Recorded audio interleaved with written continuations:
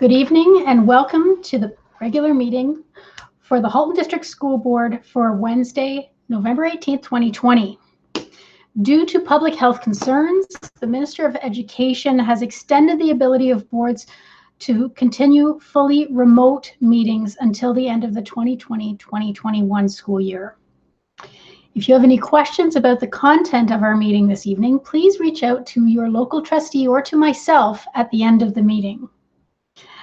As per all of our board meetings, this meeting is being video and voice recorded and will be posted on the hdsb.ca website.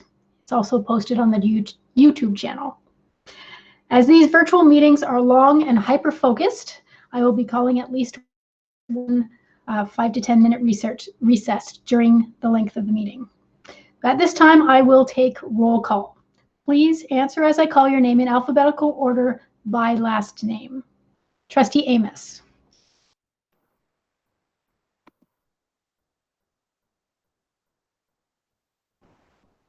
I'll come back to Trustee Amos. Trustee I'm Collard. here. Sorry, I couldn't get my thing to work. Oh, no problem. Glad to have you here. Trustee Collard. I'm here, thanks. Excellent. Trustee Daniele. Thank you, I am here. Vice Chair Al Harrison. Hello, everyone. I'm here. Trustee Garretts. Good evening, everyone. Happy to be here. We'll check for Trustee Gray. I know she's going to be late this evening. Trustee Gray, are you there? I don't think so. Trustee Oliver. Good evening, everyone. Thank you very much. Trustee Reynolds. Hi, everybody.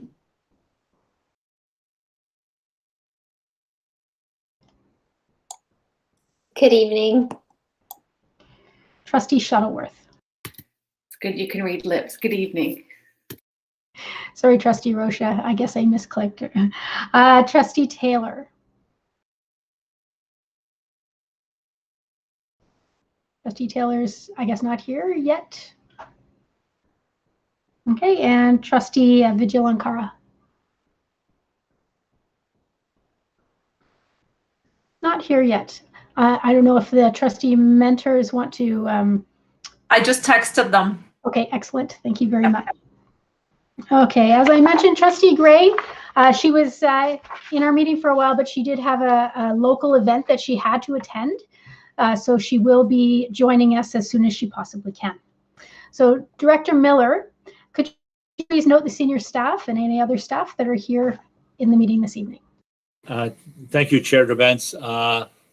Associate Director Bulg and all superintendents are here this evening. Also is Director of Manager's Office Dale Gortmaker, Dr. Jula Moa, Human Rights and Equity Advisor. And then we have some other staff. We have Manager Terry DeMaderos, who will be helping out with one of the facilities reports, or two of the facilities reports this evening. And later on, Michael Wildfong, another manager of facilities, will be joining us. General Manager Thibault of Planning is also on.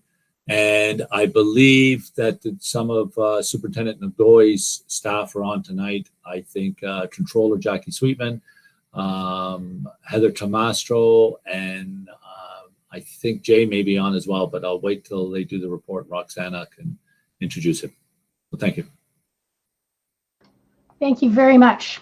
So I just want to remind everyone that this week is Bullying Awareness and Prevention Week. And I've personally been impressed with many of the examples from schools and classes, both in person and in virtual, that have been sharing their learnings and activities surrounding bullying on social media.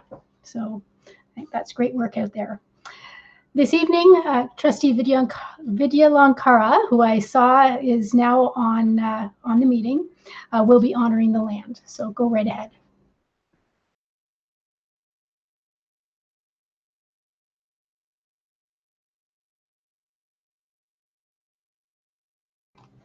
Trustee Vigilankara? I'm here, sorry, just opening it. Halton as we know it today is rich in history and modern traditions of many First Nations and the Métis. From the Anishinaabe to the Attawandaron, the Haudenosaunee, and the Métis, these lands surrounding the Great Lakes are steeped in Indigenous history. As we gather today on these treaty lands, we have the responsibility to honor and respect the four directions: land, water, plants, animals, ancestors that walked before us, and all the wonderful elements of creation that exist. We would like to acknowledge and thank the Mississaugas of the Credit First Nation for sharing their traditional territory with us. Thank you very much. Are there any declarations of possible conflict of interest at all? Looking to the speakers list. Seeing none. So next we are up to the agenda. Trustee Rocha, would you like to move a motion to approve the agenda? Yes, I would. Excellent. Trustee Amos, would you like to second that motion? Yes, I would. Thank you. Excellent. Thank you very much. Is there any discussion at all about the agenda this evening? I'm going to look to the speakers list and seeing none. Okay. If you could please vote, that would be excellent. All those in favor?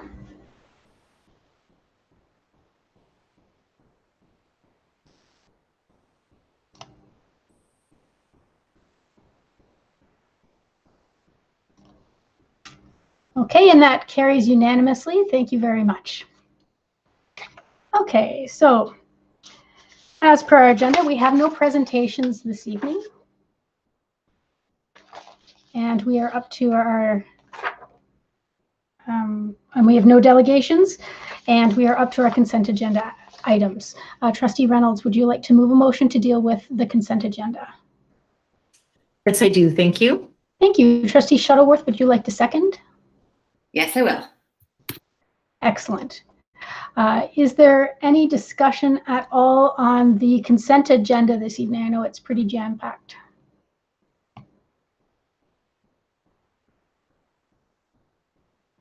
Okay, seeing none, I just want to draw your attention to the fact that one of the procedures also has a policy that we will be dealing with down in the action area for not this meeting, but the meeting on the 2nd of December. Okay, so I will read the motion. Be it resolved that the Halton District School Board approve the consent agenda action items and receive the information items for November 18, 2020. So I'm still looking to the speakers list. There doesn't seem to be any discussion at all on any of these items. So if you could please go to your voting form.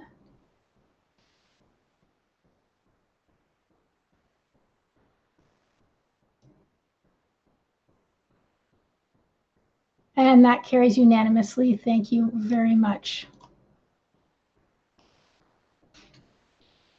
Okay, now we're up to ratification action items. Vice Chair Al Harrison, do we have any business from private session that requires approval? Yes, we do. We have one motion as follows. Be it resolved that the Halton District School Board approve the resolution from the Halton District School Board meeting in private session, November 18, 2020, respecting property matters, and I so move. Thank you. Trustee Collard, would you like to second this motion?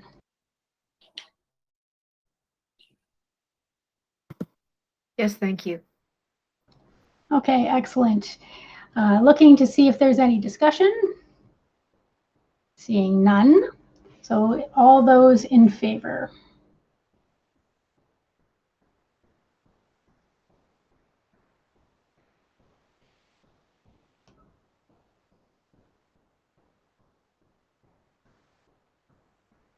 And that carries unanimously. Thank you very much.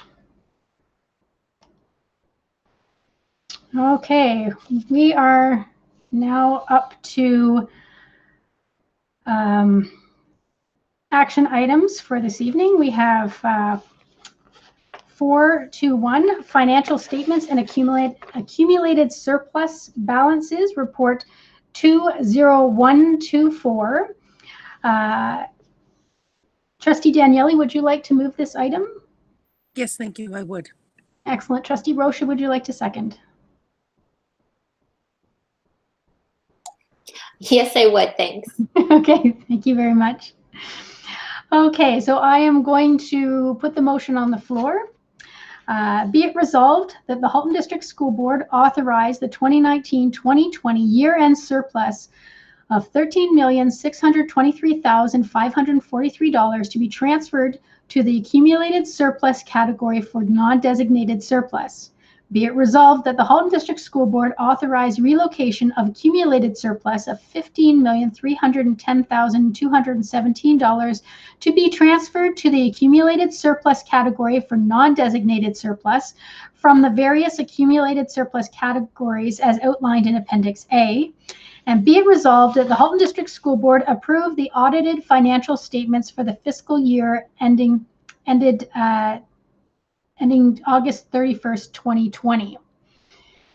Is there any, Superintendent Nagoy, since you've submitted this report, go right ahead if you have anything you'd like to tell us. Thank you through you, Madam Chair, to trustees. I'm going to present a short presentation to walk trustees through the 2019-2020 financial statements. I'm going to put it on the screen.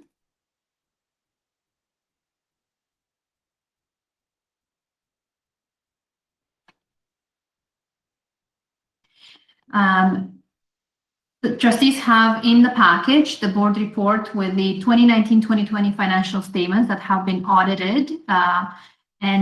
Just a quick note that we continue to be fiscally responsible and allocate our limited resources in the way that is most impactful for our students and aligned to the multi-year plan.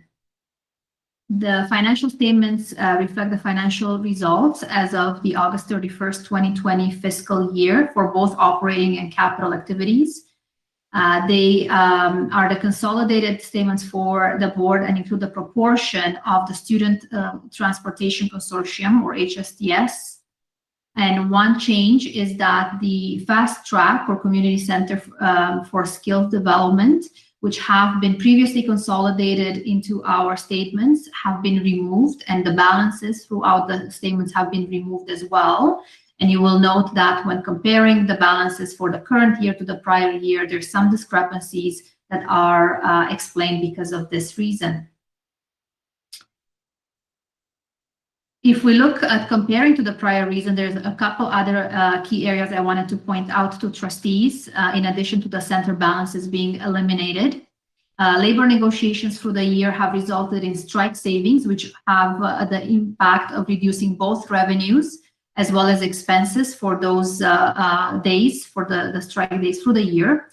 The shutdown period for COVID from March until the end of the fiscal year also resulted in significant savings to the board and some reduced revenues. However, the cost savings outweighed the revenue reductions.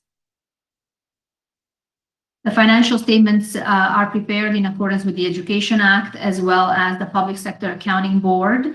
And in accordance with Memorandum B2 of Ontario Regulation 395-11 in accordance with the Financial Administration Act. As I've mentioned before, they have been audited by Deloitte and have received a clean audit opinion. The financial statements include the manager's responsibility to prepare the financial statements as well as the auditor's responsibility to report back on their audit. I'm just going to move forward to the face of the financial statements. You will note that the consolidated financial statements for the financial position or the balance sheet outlines our assets, liabilities, and accumulated surplus. And the financial statement of operation lists the revenues as well as the expenses for the year. They're compared, in this case, not just to the prior year, but also to the budget. The notes to the financial statements provide additional information to trustees There are a couple of additional notes in this year to outline some of the changes. One big note is with regards to the COVID environment, which represents some uncertainty both to revenues and expenses of organizations. There is a note in terms of accounts receivable on the deferred education taxes that have been put in place. For us, that is about $68 million, and they are going to be recovered currently in the current year. So those are some of the main changes from the prior year. The statements have been presented to the audit committee on November the 10th and have been reviewed and approved for recommendation for the Board of Trustees to approve the financial statements as presented. And the report itself contains the recommendation not just to approve the financial statements, but also the annual operating surplus. And you will recall that I've mentioned earlier, there's significant savings for the year as a result of labor negotiations and strike savings, as well as the COVID shutdown. We have ended the year on a positive note of 13.6 million, which is approximately 1.8% of our approved budget. And the provincial allocation, as we're looking at in terms of the reserves percentages for compliance for the Ministry of Education. The next slide, and I apologize, it is a little small, but hopefully you can enlarge it on your screens, is a summary of the accumulated surplus. If you're looking from right to left, 2018-2019 is the starting position or the opening balance. And we have the increases and decreases for the year. They represent the expenses that have been covered for surplus, which have been budgeted and expected to be covered for some of these items as approved by trustees previously, as well as some of the regulatory items. And the transfers, you'll note at the top of the transfers column is 15.3 million. Those are proposed changes to what trustees have previously approved in terms of allocating our accumulated surplus. So essentially, we are proposing trustees approve reallocating 15.3 million from the various areas, including student achievement, closing the gap, and some of the facility areas, temporary accommodations, and vandalism into a non-designated surplus. In addition to allocating the entire surplus in the year, the 13.6 million. In total, that gives us 28.9 million, or approximately 4% of our provincial allocation. The thought about this is to help us through the current pandemic, both in this current year, as well as challenges that may be in the coming year as well. We have experienced higher costs than funding in terms of operating our schools in the current environment and under two learning models. I do want to mention a couple of things. The temporary accommodations pressure, we actually have put it through the operating budget, so there isn't the pressure currently. It is covered through the budget, as well as some of the facility weather conditions. So those have been captured. And they're not a concern in terms of covering through reserves. However, we're recommending to leave 4 million for Close the Gap future projects, as well as 4.9 million for student achievement type of projects that complement the budget and help support the multi-year plan priorities going forward.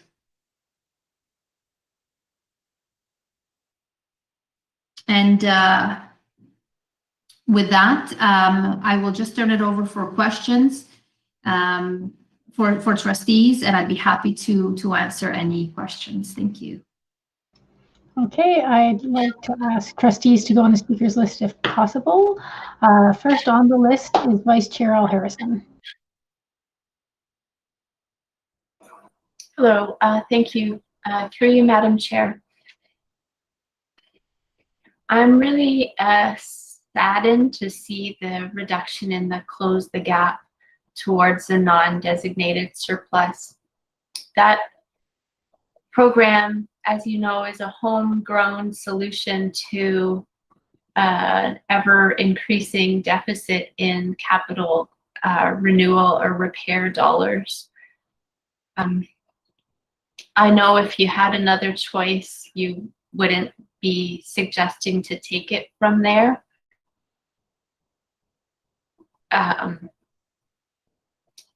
But I wonder if that money is not utilized, whether an equal amount can go back.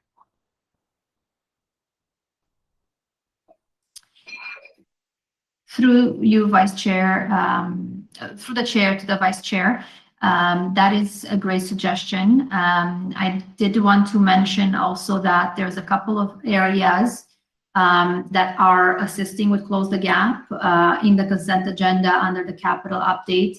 You will note that most of the identified projects for the 28 million or so of Close the Gap have been completed, with the exception of about 6 million. Those that remaining were around the air conditioning projects. We are looking also at additional projects that would be under that Close the Gap through the ongoing school renewal and school condition improvement funding source, which is about $30 million a year, as well as the list of potential projects that are eligible under the new funding announced by the provincial and the federal government for the COVID Resilience Infrastructure Fund. So there's a number of other areas where we're not losing track of Close the Gap projects. We are continuing to work on that. At this point, we wanted to recommend trustees dedicate 4% so that we can weather the storm this year as well as next year, while also allowing to have a $4 million and approximately 5 other student achievement to continue to work on the multi-year plan, recognizing that this year has been challenging, and a lot of things that we would have wanted to do or tackle may have been put aside in order to pivot to a different learning model and different priorities for student learning. And Vice Chair Al, through you, Chair Devens, Vice Chair Al Harrison, I just want to elaborate a little bit on the federal COVID-19 resilience infrastructure stream. This is a federal government funding, and it was announced earlier, $700 million. I believe we shared the list with trustees. I believe it's for private session. We had to submit today to the Ministry of Education projects that we are looking for funding out of that $700 million fund that the federal government has offered. Some of those have closed the gap. Some of them are new, but they're essentially all, they should still be closed. They're still considered close the gap. And we will see whether we get the money, and we can discuss that further in private, but I don't think we should put the list out there in public because we've just submitted it to the ministry this afternoon, and it was a 3-week turnaround. So the gap and the close the gap that you identified, Vice Chair Al Harrison, is real, but we are working to narrow that, and we will certainly, if money is unused, put it back into close the gap. Do you have a follow-up at all, Vice Chair? Okay. Looking to the speakers list, I don't see anyone. I have just a quick question. I know that there's been lots of talk about the fact that our this year's budget is based on last spring's estimates. And is there a fear of clawing back our funding because we are down 1,000 students from those estimates? Can you speak to that at all? Yes, if I understand correctly, Chair Gabens, this year, so the 2020-2021 year, We have a report coming up on the agenda with an update on where we are. We are expecting to be about 1,000 students less than what we projected for the budget estimates in when it was approved in July. Enrollment is the main driver for our revenue. So yes, the revenue will be impacted quite significantly, probably over $10–12 million. So that will, you can certainly see how the savings from the prior year, the $13.6 million, quickly will cover for pressure points into this year. In terms of clawback, the forms will generate the revenue based on enrollment, so it will be clawed back provincially. We are working with the ministry to identify the pressure points, to inform them of the increased costs of operating schools in this environment, and under the guidelines, both from the ministry in terms of the 2 models of learning, but also from public health, to make sure that our staff and our students and community are safe in our schools. And we're hopeful that money that has already been approved by Treasury in the spring provincial budget, based on the projections that we've submitted, will be available for reallocation in some manner to boards and bridge the gap of the funding that we will be losing because of the enrollment loss. And through you, Chair Gerbens, to you and all trustees, the organization that represents all directors in Ontario, that's Catholic, French Catholic, has also written to the ministry and the minister urging that funding not be reduced, that it be based on those spring projections. Okay, thank you very much. Looking to the speakers list, there's no other speakers on the speakers list. So I will call the question. So all those in favor?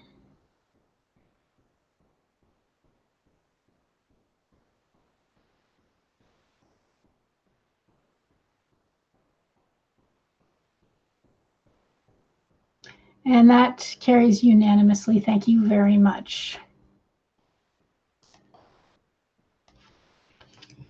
Okay. So we are up to communications to the board. The first item is 5.1, student trustee reports. Trustee Evans and Vigilankara, do you have a report for us tonight? Oh, sorry, Taylor. I picked Evans. I put your first name. Sorry, Trustee Taylor. I see you're going to start the report this evening. I will be. So good evening, everyone. Trustee Vigilankara and I hope everyone's doing well tonight. To start our report, we'd like to first of all acknowledge Bullying Awareness and Prevention Week. Bullying is an important issue to myself and Trustee Vigilankara, and we take this very seriously, and we will be posting a message on the Student Senate Instagram page later to raise awareness for this very important issue.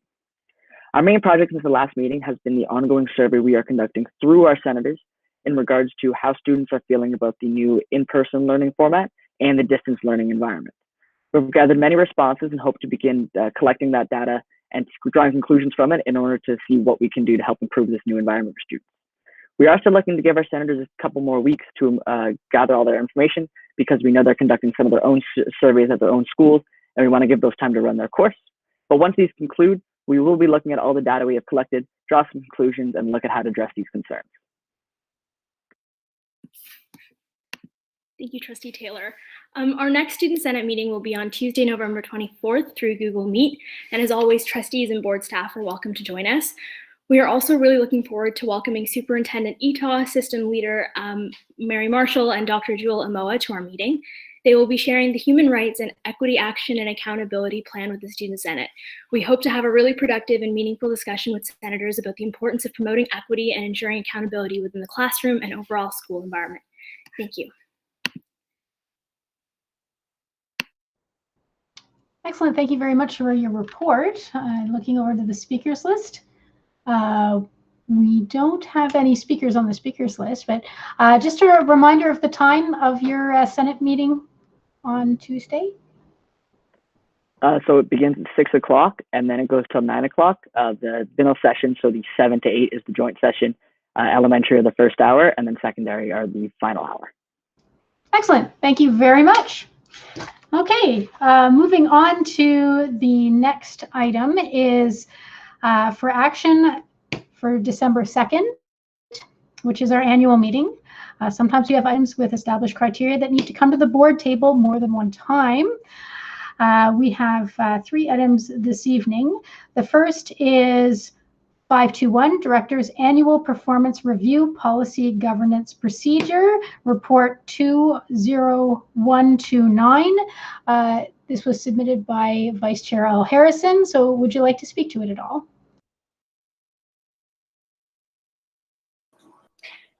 Yes, thank you. And briefly, we had a long-standing motion on our order paper that a committee would come together to look at the director's performance review.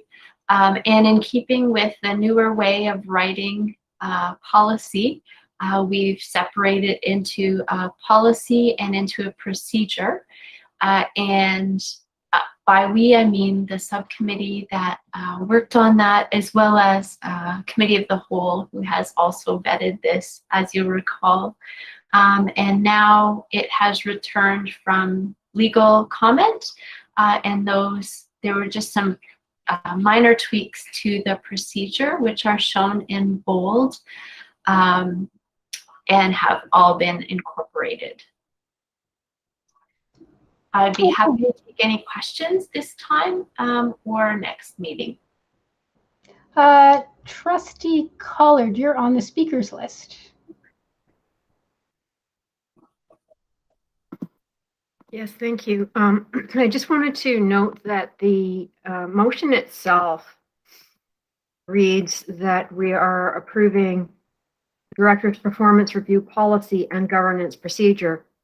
And it's actually the Director's Performance Review Governance Policy and Governance Procedure.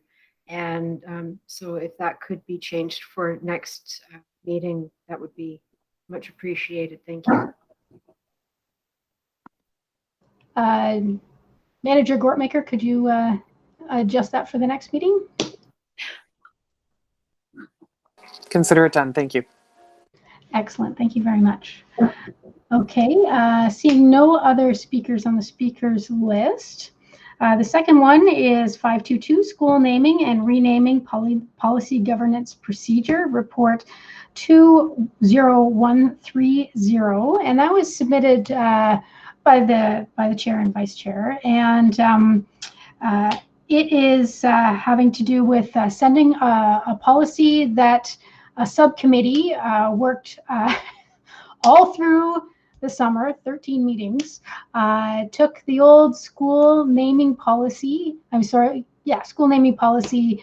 It ended up to be split, just like the annual performance review policy split into a governance procedure and a governance policy.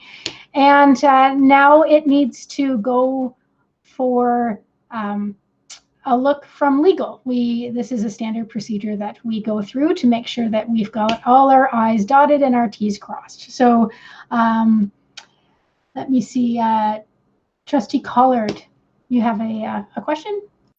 It's the same comment. It needs to be a governance policy in the motion and not just a policy. Thank you. Okay, great. I'm sure Manager Gortmaker will take care of that for next time as well. Vice Chair Al Harrison? Yes, thank you. Through you, Madam Chair. I think it's a question back to Trustee Collard and or Manager Gortmaker. And back in 2018, if my memory serves me correctly, we went through a process with legal advice just around, and there is a new framework piece on the board website about policy and procedures. And within that framework, it does not differentiate anymore procedures being governance or administrative. It's only a policy. However, for the procedure piece, it does still make that differentiation. So it's a can of worms. I didn't say anything on the last one, but I seem to recall this conversation a couple of years ago where there was a level of complexity that some felt wasn't necessarily necessary. And so I could swear we made that change, that a policy was a policy and the procedures were still differentiated. I don't know what my dog is saying, but he has an opinion. Should I respond? Yes, Trustee Collard.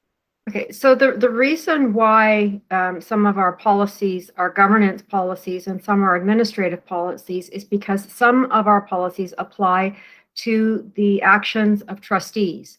And that's what differentiates an administrative policy from a governance policy, because we cannot be directed by administration. We are only directed by the province and by our own policies that we set.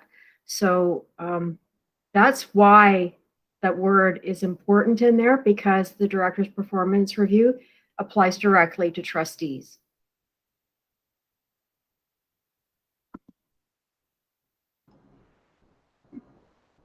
Okay, so And the naming policy is also applying to trustees.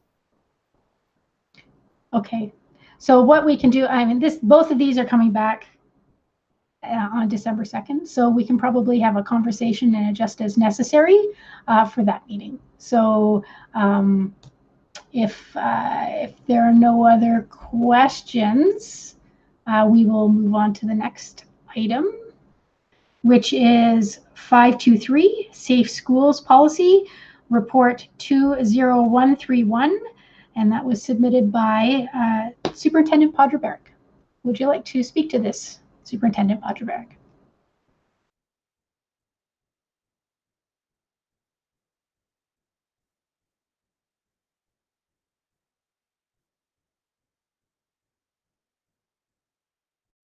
I'm wondering if Superintendent Podreberic's having some technical issues. Director Miller, did you want to speak?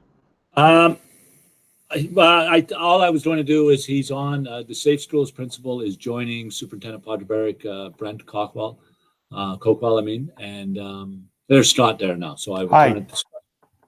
Sorry for that. No problem. Go right ahead. I'm out of the freeze. Yes, just presenting the updates to the Safe Schools policy. As trustees can read, there's just minor housekeeping items contained within, and I'm happy to answer any questions if you have them. Okay, I'm looking to the speakers list.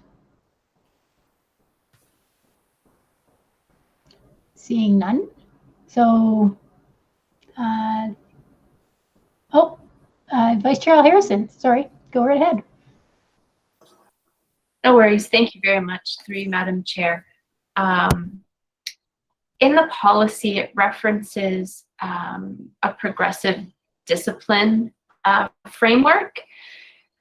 I'm just curious about, in practice, how much action is taken at the collaborative problem-solving end versus the other end, which might be considered more punitive consequences?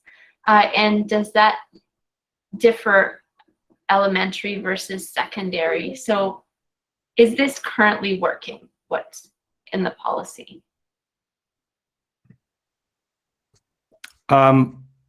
I may be biased, but I'm going to say yes, it is working. Simply because we know the practices are widespread CPS. It's not a thou shalt practice in all of our schools, but it's over the years that we've been doing CPS, the training's very broad. There's an element of it in every school. We have administrators right through teachers.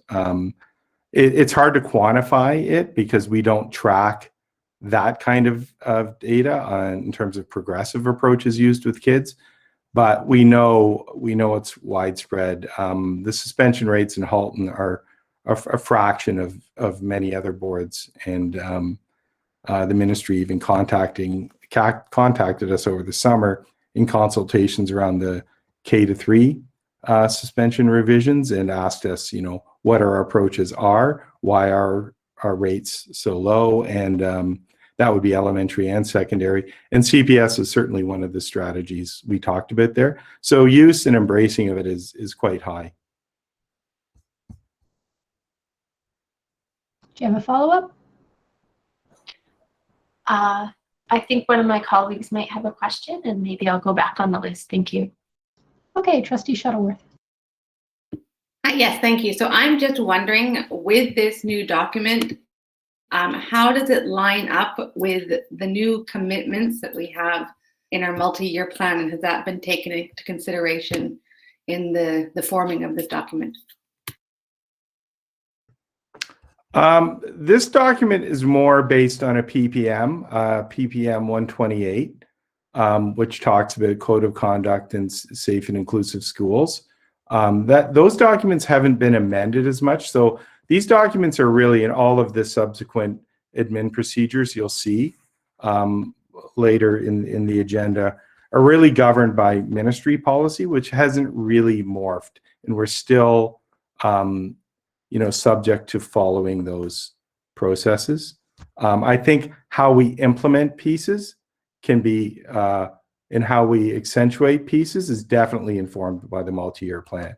And I'll use an example of our harmful language protocol.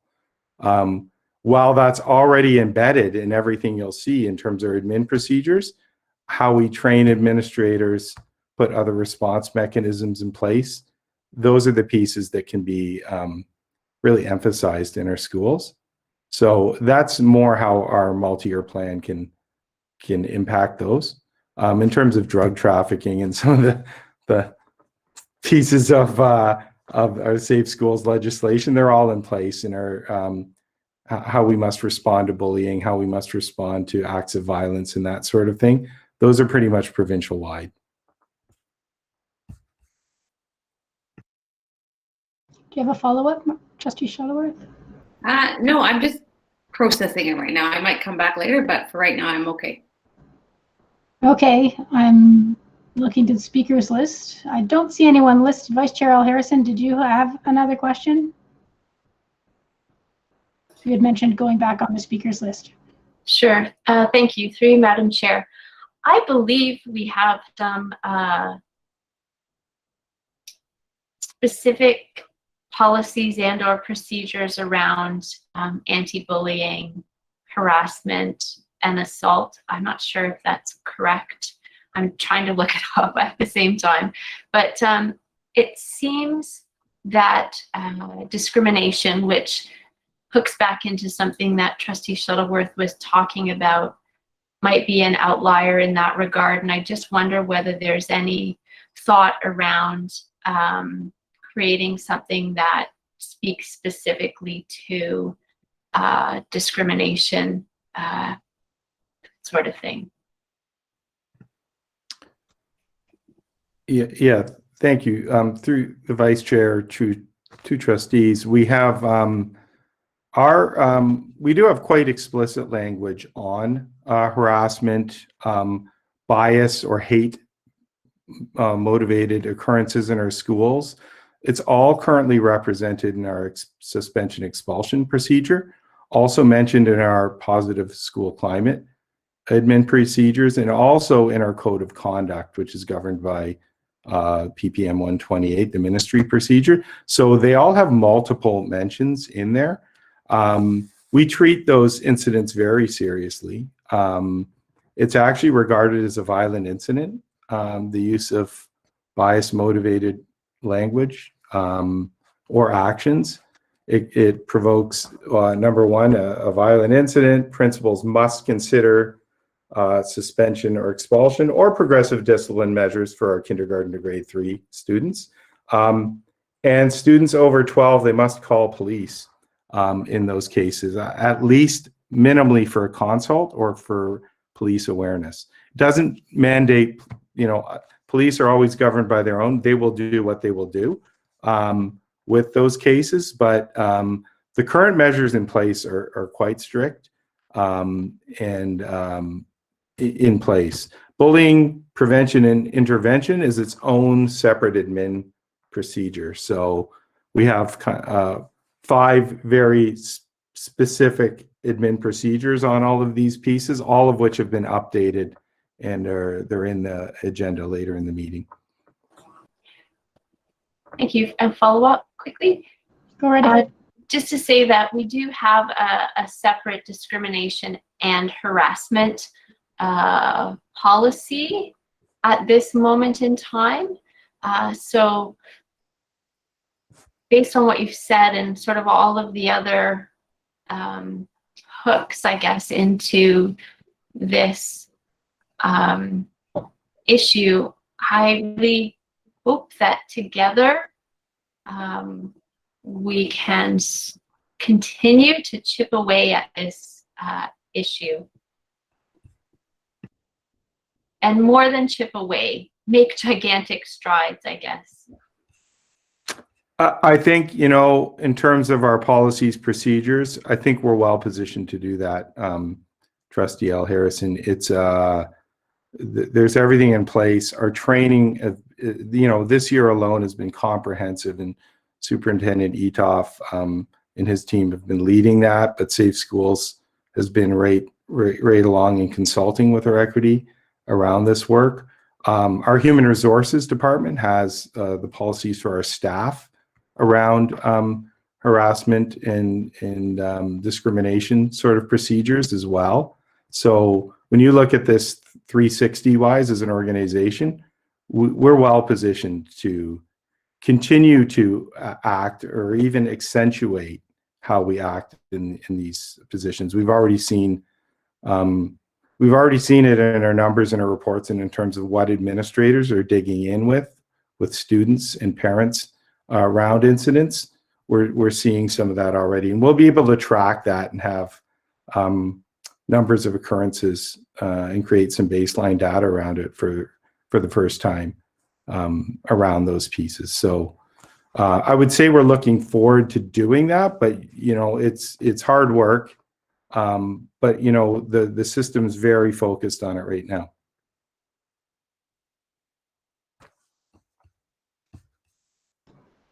Okay, so there are no other speakers on the speakers list. So we will see you again on the 2nd of December. Okay, so now we're up to 5.3 information items for this evening. The first is 5.3.1, implementation of Milton Southwest No. 1 High School boundaries, report 20123, and that was submitted by Superintendent Newton. You have the floor. Thank you, and through the chair, tonight you have the report in front of you. The new Southwest High School in Milton will be delayed in terms of its opening, and therefore, for the reasons outlined in the report.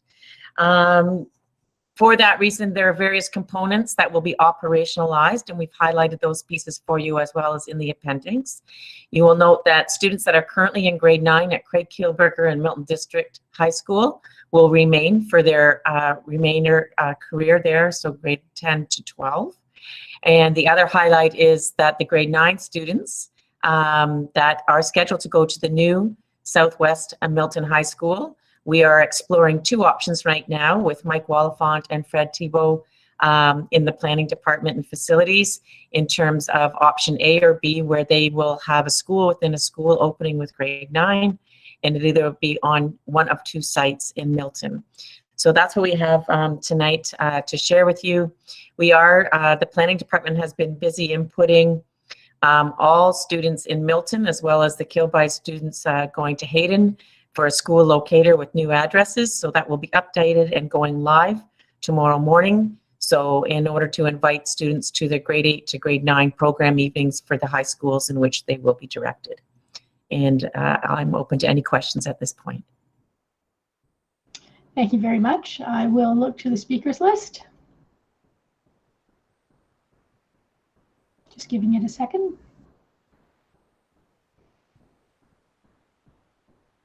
Okay, I don't see any speakers on the speakers list. As the trustee for Kilbride, I'm glad that that move will be moving forward for those students to go as a united cohort over to Dr. Frank J. Hayden. So thank you very much for including that. Thank you. And I thank Michael Walafont and Fred Thibault for all of their work on this exciting project, as well as I think there are hands. Yeah, there are hands now. I thought it might take a moment, but Trustee Yaretz, you're up. Thank you through the chair to Superintendent Newton. I've been getting quite a number of calls on this from my constituents. They're extremely disappointed in the delay, and they're even more disappointed about the iSTEM program. And they have asked me to ask everybody that will listen whether we would reconsider having those folks that want to be in the iSTEM program having to go to Aldershot for 4 years once they start. So I don't know if there's anything we can do to juggle that, but Milton folks shouldn't be going all the way down to Aldershot once that school opens. That's their concern. Thank you. Through the chair to Trustee Garrett. The iSTEM program, as you know, is a regional program that we are offering in the board, and we're offering it at Aldershot. The special relationships that students will have with the community people in Aldershot, including colleges and universities along the Hamilton corridor, are specially designed with that program. So students starting that program next year, and applications are open for iSTEM right now until December 4th. If a student from Milton, and there are a quarter of the population actually right now is attending Aldershot and enjoying that program from Milton, they will continue with that program because of the special relationships they have. In opening this school in terms of the facilities and designs, while many components of the iSTEM program in Aldershot will be replicated and transferred into Milton, the new community partners that will be experiencing, including the Education Village and along the 401 corridor, including Conestoga and Wilfrid Laurier and Waterloo, are the partners for that particular iSTEM program. And because of that, some of the components of the program in iSTEM in the north may be differentiated. And because of that, it is a 4-year commitment in terms of those pieces. And that's why we will not be allowing the transfer of students should they choose to go to Aldershot for the launch of next year. And it is disappointing, and I do understand. And next on the speakers list is Vice Chair Al Harrison. Thanks again, through you, Madam Chair. My question is about the boundary review, which was recently completed and had a really, I remember hearing that the group was very collaborative and positive about the outcome. So I just wonder whether they have been made aware of this follow-up report, just to continue looping them in. And through the chair to Vice Chair Tracy L. Harrison, we wanted to share that report with you this evening, and then Superintendent Gord Truffin and Associate Director David Boak have chaired the steering committee or the boundary review committee. Their communication will be going out following this board report to all families and to the steering committee to let them know of the operational components of making this come to realization.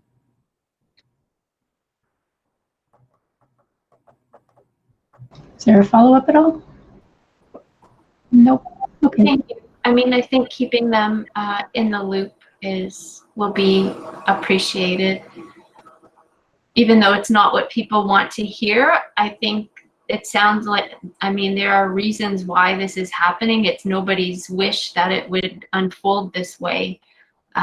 So just bringing them along on the journey and holding them close, I think, will be really important to continuing to build a positive community for this school. If I could add to those pieces through the chair to Tracy L. Harrison, we're really excited in Milton. We think it's a very vibrant and growing community. We feel we're building school communities, not just one school.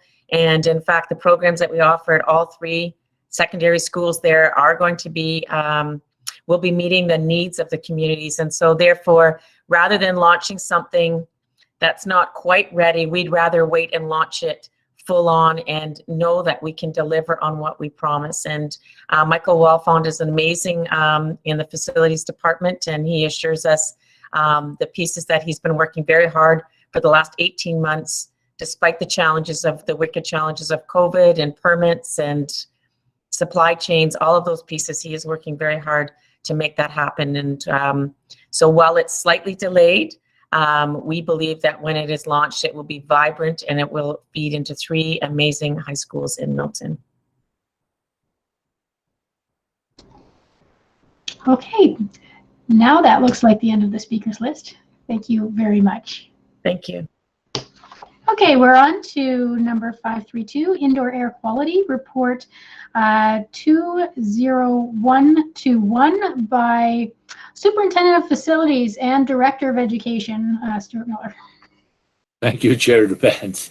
I'm going to miss that title, Superintendent of Facilities. But I'm joined tonight by Manager Terry DiMederos. And this report that's before you, we have never brought a report like this to the board because there's never really been the need to bring it. But given the conditions we're in and the concerns around the air quality within our schools vis-a-vis the COVID-19 virus, we thought it was prudent for us to bring this to report to the board. As you'll see, we are upgrading all our schools with MERV 13 filters. And I've attached a list in which they have been placed and/or there's been new portable HEPA units. So I don't think I have anything to add. I guess Terry and I can take questions, but Terry will probably take most of them, I would think. Thank you. Okay, looking over to the speakers list, Vice Chair O'Hara. Oh no, sorry, Trustee Shuttleworth. Thank you. Through you, Chair, to Superintendent Miller. I am just wondering, so when I look at the numbers of the portable filters, there are 23 at John T. Tuck. I'm just wondering whereabouts they are in the school. So do the kids see these, and are they placed in areas that might, like, I don't know, are they noisy? Do they interfere with learning? Those are kind of my questions. And like 23 seems like quite a large number for an elementary school. So I'm just wondering why so many there. There's only one other school that has that high number. Where are they, and how would they impact the learning environment? Thank you. Through you, Chair DeBenz, to Trustee Shuttleworth. Terry DiMederos. Terry, do you have that answer?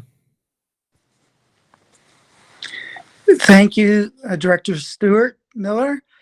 Through you, Madam Chair. Yes, I do have the answer. The survey of ventilation was done at that school, and we determined, based on the type of ventilation in the classrooms, that we required the 23 air purifiers in order to satisfy the ventilation requirement due to ASHRAE requirements. So 23 is accurate. Most of the list that identifies the air purifiers were done in conjunction with the type of ventilation, primarily for older schools where we have a lack of forced ventilation.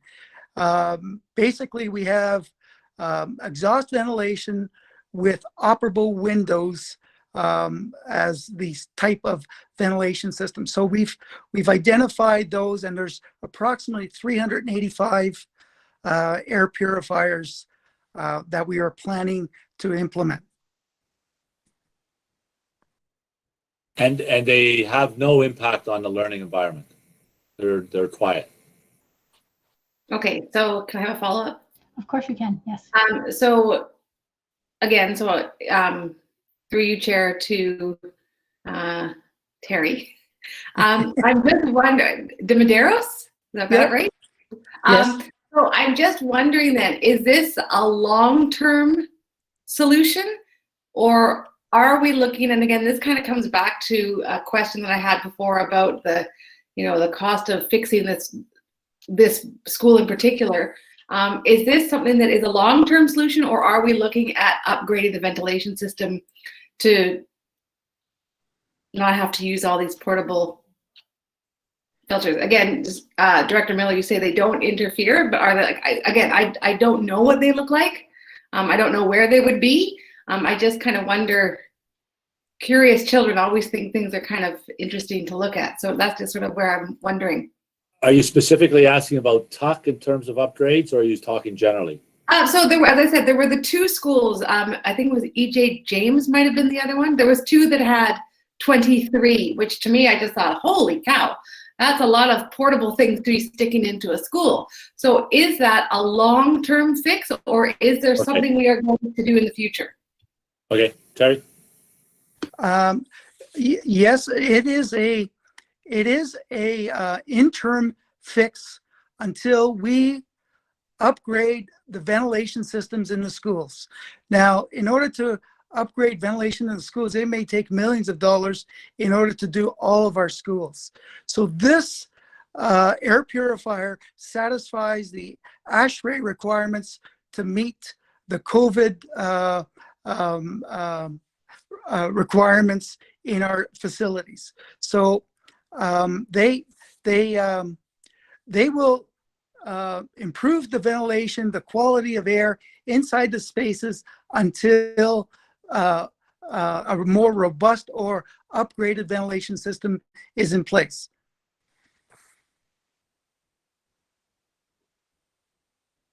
Okay, I'm going to go off the speakers list for now. I might come back, but thank you.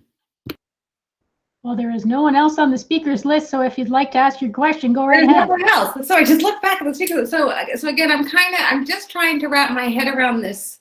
And I know, I don't know.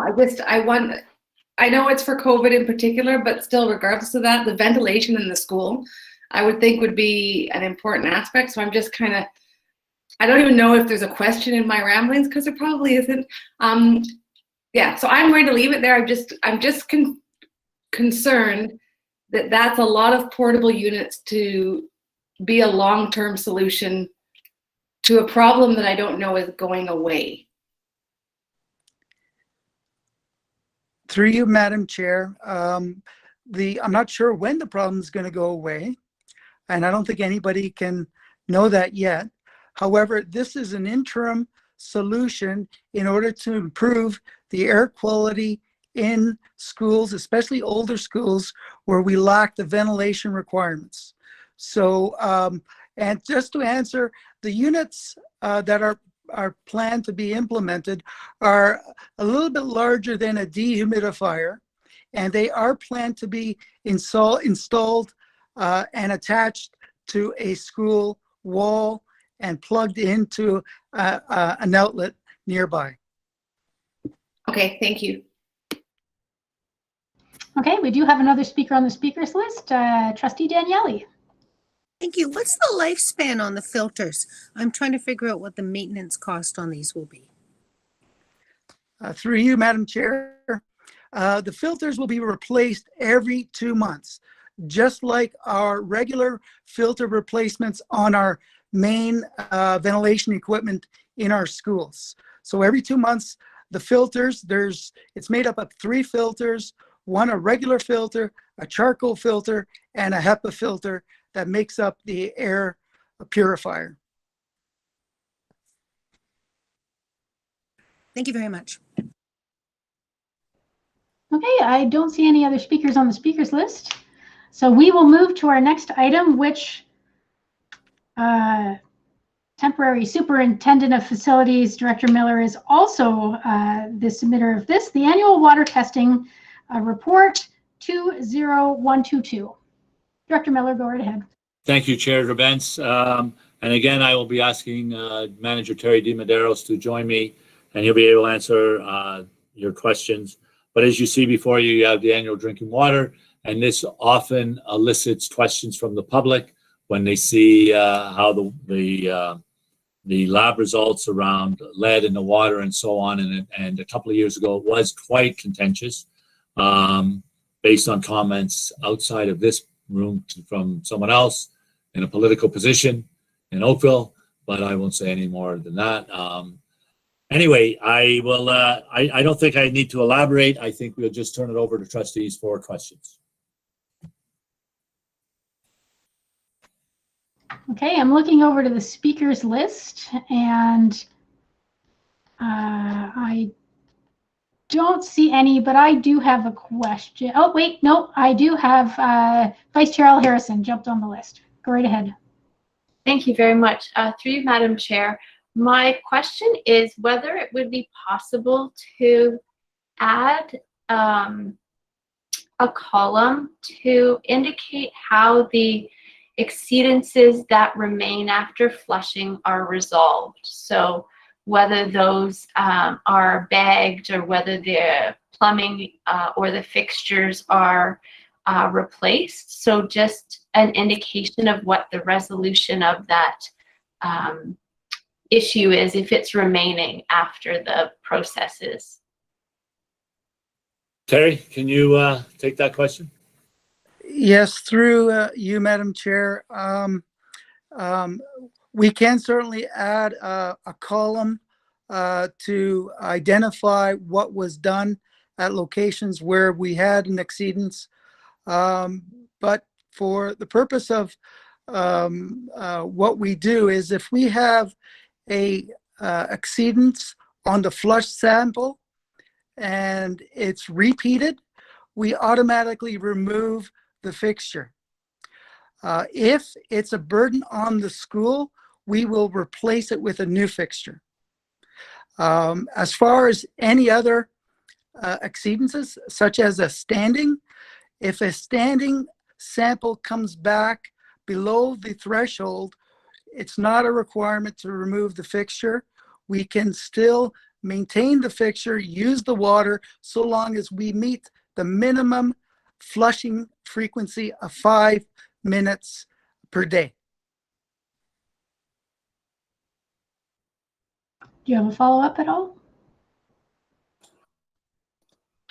No, just to say that I think it would be great in the first instance that was described to for communities to understand what the resolution was.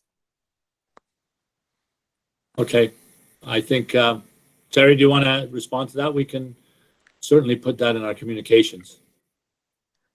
Sure. Through you, Madam Chair, yes, we can add the again the column and put it into our communications in terms of what we've what actions we've taken to correct the situation. Thank you. Chair Grabentz, I forgot to mention at the beginning, there is an error in the report that trustees have. If you go down to the paragraph where it says more information is available, the one directly above the chart, it says 2020 testing, including 465 fixtures with a total of 384 samples. It should read 2020 testing, including 370 fixtures with a total of 766 samples taken. Manager Gormaker, can you make that adjustment before it's posted on the website, please, or pull it down and fix that? Because it doesn't look right the way it is. 460. It looks like we didn't take samples from each of the fixtures, whereas we essentially took 2 from each fixture. Manager Gormaker? Yes. Okay, and thank you, Chair Grabentz. Okay, next question is from Trustee Amos. Thank you very much. Through you to Superintendent Miller. Director Miller, White Oaks has had some issues in the past with some of the taps that are, or the appliance, or the where the water is measured is not actually a drinking tap. Are all the ones that are there drinking taps and not other locations? Because I know that sometimes other locations have measured and then the report has been corrected to say that those were labs or other areas and that they have been noted on those specific fixtures that those are non-drinkable water fixtures. Yep, that's continuing, but I'll turn it over to Terry again. Yes, through you, Madam Chair. Yes, we identify locations where water is for hand washing only. Fixtures that we test are only fixtures that we take for drinking purposes and for food preparation. So locations such as a science room or a slop sink area are not taken. Locations like washroom fixtures are not taken. They are not a required location to be tested. And we have blocked off fixtures that are not for drinking and marked them. Okay, thank you. So all the ones then that are measured and flushed are all drinking, are all drinking fixtures then? Correct. Okay, thank you. Okay, next question is from Trustee Oliver.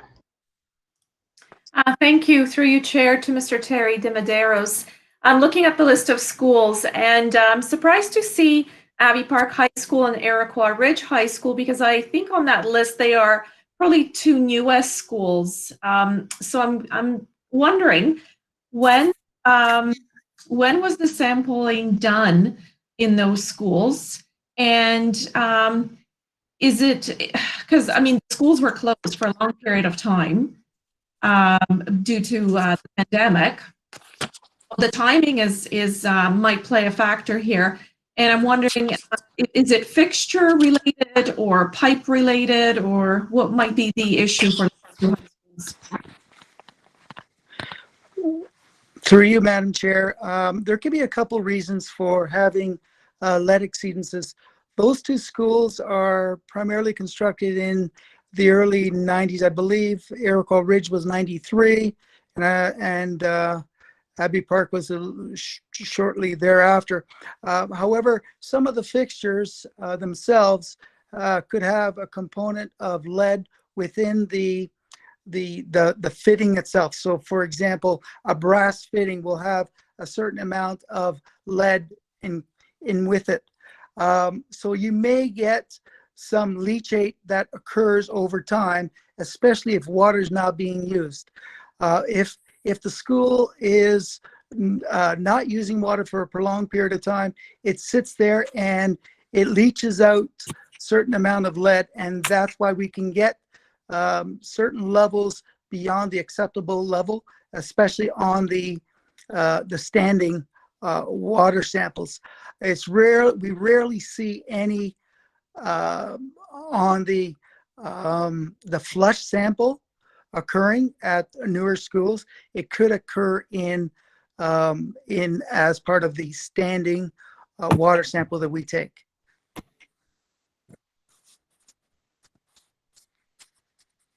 Do you have a follow-up at all? Or are you good? No, I think I'm okay. I just yeah, I mean Abbey Park was built, I believe, in 2004. It opened in 2004, I believe. So it's a really new school. But it was closed for an extended period of time, and I suspect it's as you suggest with the fixture, the issues with the fixture itself.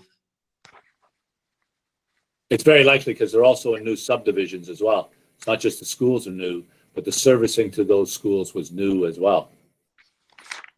So it wouldn't have had lead in the pipes.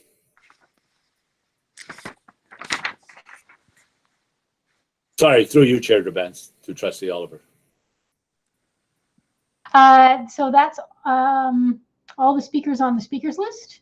So thank you very much, Mr. de Medeiros, for coming out this evening and supporting the director in answering his questions. Thank you, Terry. I needed a lot of support. So You're welcome. Okay, so next on the list here is 534, Trustee Expenses, Report 20125. Superintendent Ngoy, you're back in the hot seat. Thank you, Chair Gerbens, and through you to all trustees. Part of the annual report is the trustee expense report, which is in accordance with the trustee policy, the trustee expense policy, and outlines the trustee expenses for the year in two broad categories. One that is included in terms of the trustees' individual expense categories, and one is for the board accounts for the trustee expenses. You will note on the second page of the report that both of those areas of expenses are about half of what have been expensed in the prior years, and that is also a result of the nature of the year with the shutdown back in March. So similarly to the financial statements and the savings that we've seen there and impact on expenses, the trend in the trustee expense report is aligned to that as well. I wanted to make a note with regards to the reserve. At the beginning of the term, trustees had a reserve rollover of 66,000. And by the end of the year, the reserve balance is 88,725. And I wanted to make a note here that the report that was shared with the audit committee had an error in the formula for about $900. So it has been captured, and this report before trustees has the correct balance for the reserve going forward. And I'd be happy to take any questions trustees may have. Okay, thank you very much. I'm looking over to the speakers list.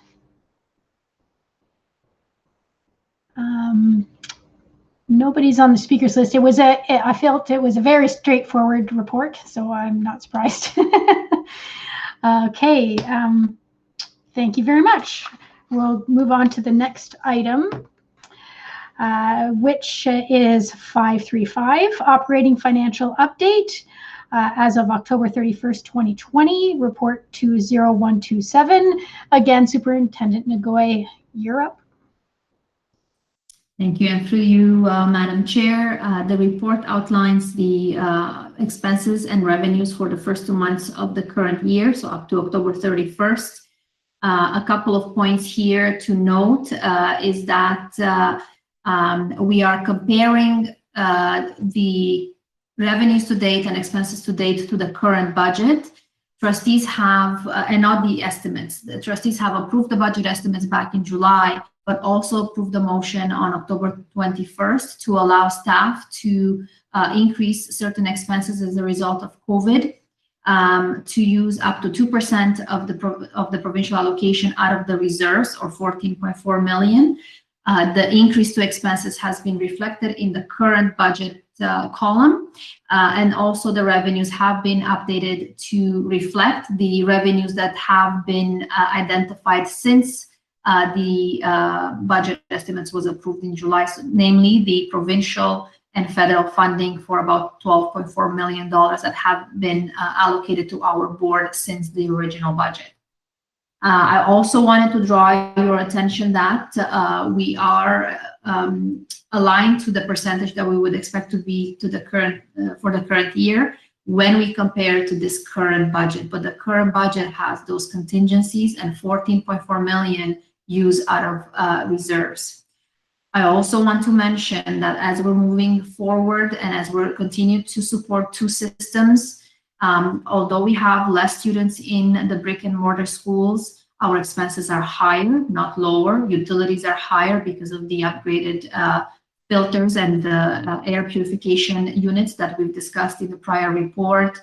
All of those are really taxing our utilization, and the increased cleaning and PPE costs, as well as the staffing and support for students, has increased drastically over the prior year.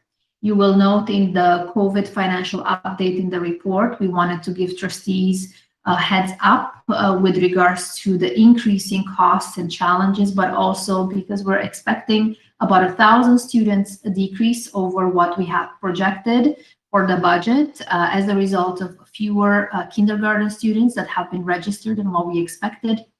A triple increase in our homeschooling numbers from the prior year, as well as decreased progression factors for enrollment in terms of lower immigration and migration rates into our region. All of those will have a significant impact on the funding. We expect about $10 to $12 million less than what we had budgeted for. However, the costs are not offset. We have done some reallocation of costs internally to minimize some of that impact. However, it's very possible that at this point, if the ministry is not going to be reallocating the previously approved funding back at projections, to school boards to assist with this drastic decrease in enrollment, it's very possible that we will be coming back in December to trustees with a non-compliant revised estimates. A compliant revised estimates would be use of reserves, so a deficit budget of up to 2% of the provincial allocation, which in our case, it's about 14.4 million, which trustees have already approved. So non-compliant budget means we would use more than that in our reserves. You have just approved the reallocation of the surplus to use the 13.6 million in savings from last year and an additional reallocation of 15.3 million. You can see how quickly that has been allocated to supporting the system. We are going to try to minimize that as we get through revised if once we know the additional funding, this does not include anything that hasn't been officially identified in terms of support from the province and the second federal funding, because we don't know how it's going to be targeted, how much the allocation will be to our board. So this is before any additional funding or reallocation of currently approved funding. We are certainly looking at a non-compliant revised estimates. And with that, I will take any questions trustees may have. Thank you. Not great news. I'm looking to the speakers list and I don't see anybody on it, but I'm sure someone will probably jump on it as I will ask you a question. So I've always felt comfort when you've said we have a compliant budget. We would be in the red, but we have a plan to get back there. A non-compliant budget, it to me says we don't have a strong vision of a way back. Am I correct in that assumption? Through Chair Brabants and to you, I share your concern in allocating such a significant portion of our accumulated surplus to just 1 year of challenges. So as treasurer, this is a very difficult message to put across, but I do want to mention that there are additional areas of funding that we expect. We cannot take that into account until they're announced. So I am really hoping that the already approved funding for our sector will be reallocated where is needed and will minimize that impact so that we can end up back at that 2%. That is my hope. I cannot promise that because it's out of our hands. However, what we do have in terms of a plan, and we'll discuss a little more in December when we present the revised budget, we have another reorganization of our schools and classes for the second term for elementary, as well as the last 2 quads for secondary. I think a little bit of that information will be presented in a bit in the director's report in terms of what we've done currently. If this additional funding does not come in play, there will be some significant reorganizations we will have to look at in order to minimize the impact on reserves and be able to sustain the 2 models to the end of the year, but also to have something left. Diligent. We're hopeful that next year won't be as challenging as this year and as costly, but chances are it will still be a challenging year coming out of this pandemic. So we are hoping there's a couple of things that are in play.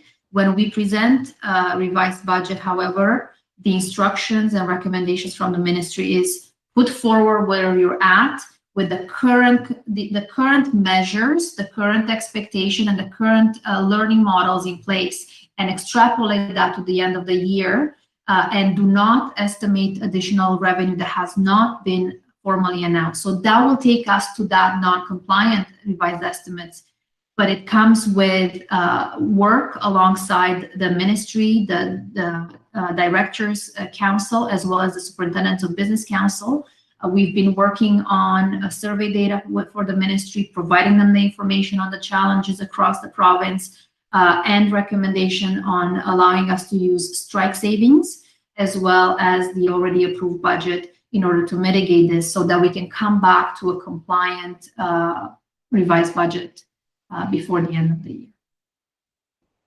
Okay, thank you. I have other questions, but there are people on speakers list, so we'll move over to that. Trustee Shuttleworth, you're up. So I think, sorry, thank you through the chair to Superintendent Nagoy. I think you kind of answered my question, but I'm looking at the idea, this, that scary non-compliancy that we are in. I know that it's not only our board that is feeling these pressures. So is the government aware? And I'm guessing that what you're talking about with this maybe funding, that there is some things in place recognizing that many boards across the province are going to be non-compliant in their budget. Yeah, so we've just shared with the ministry this week the results of the preliminary survey that we have sent out to the school boards. We've had about 48 school boards responding, and there are others in our situation. I'm sure there's going to be a bit more information coming out of that once they've had time to look through that. And in speaking with my colleagues, most boards are not only in a non-compliant situation or expecting to be without additional funding, but they also do not have the reserves to cover. So we are in a bit more of a fortunate situation from that respect. Through your chair, Vance, I can confirm that from conversations with directors as well. Most boards are in this situation, and I'm only saying most because I haven't heard from them all, but from everyone I've heard from, they are in this situation. So. Okay, do you have a follow-up? Trustee Shuttleworth? No, okay. Vice Chair Harrison? Thank you.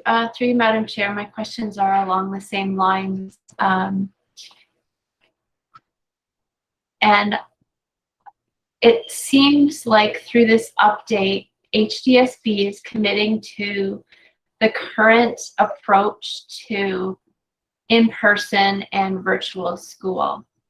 And I believe other boards have made other decisions to bring those two streams together as a cost savings measure.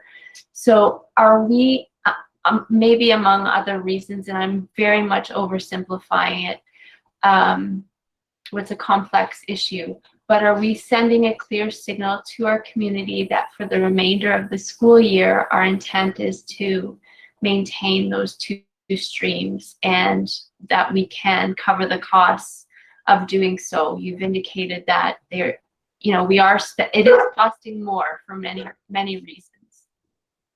Through you, Chair Drabens, to Trustee Al Harrison, I will talk briefly about that, then Superintendent Nagoy can talk about the costs. It is not just for the cost that we have done those two streams, that we are doing the two streams, and that others have switched. They've switched because of the inability to get teachers into the virtual schools. So they've gone to a kind of hybrid model, which is asynchronous learning and so on. I have my personal doubts about the effectiveness of that method in terms of its support of students. So I think from my perspective as director, and I think I speak for all senior staff, it is our intention to continue on two streams throughout the entire year, or as long as the province believes it's necessary. Or until we are unable to do it because of the similar pressures they had around staffing and so on. Costs are not the most significant issue because they switched so they wouldn't absorb those costs. And so far we're not badly off, but I'll let Superintendent Nagoy comment on that. As I mentioned through you, Madam Chair, to Vice Chair Al Harrison, the assumption that we have to build currently is that we continue with the models that we have in place unless there's different direction from the ministry. So we are going to build the revised budget with the challenges of running two learning models, and the inefficiencies that come along with that, as well as all the measures in place from public health that we currently are aware of, and the way that we've been the way that we've been treating them and staffing for those, for example. So when we present the revised budget, we'll provide more information, because there's going to be one of two things that will happen after in order to limit the amount of reserves that we will be looking at spending up until the end of the year. So we're going to continue to work with the ministry to secure funding from what was allocated back in the spring provincial budget.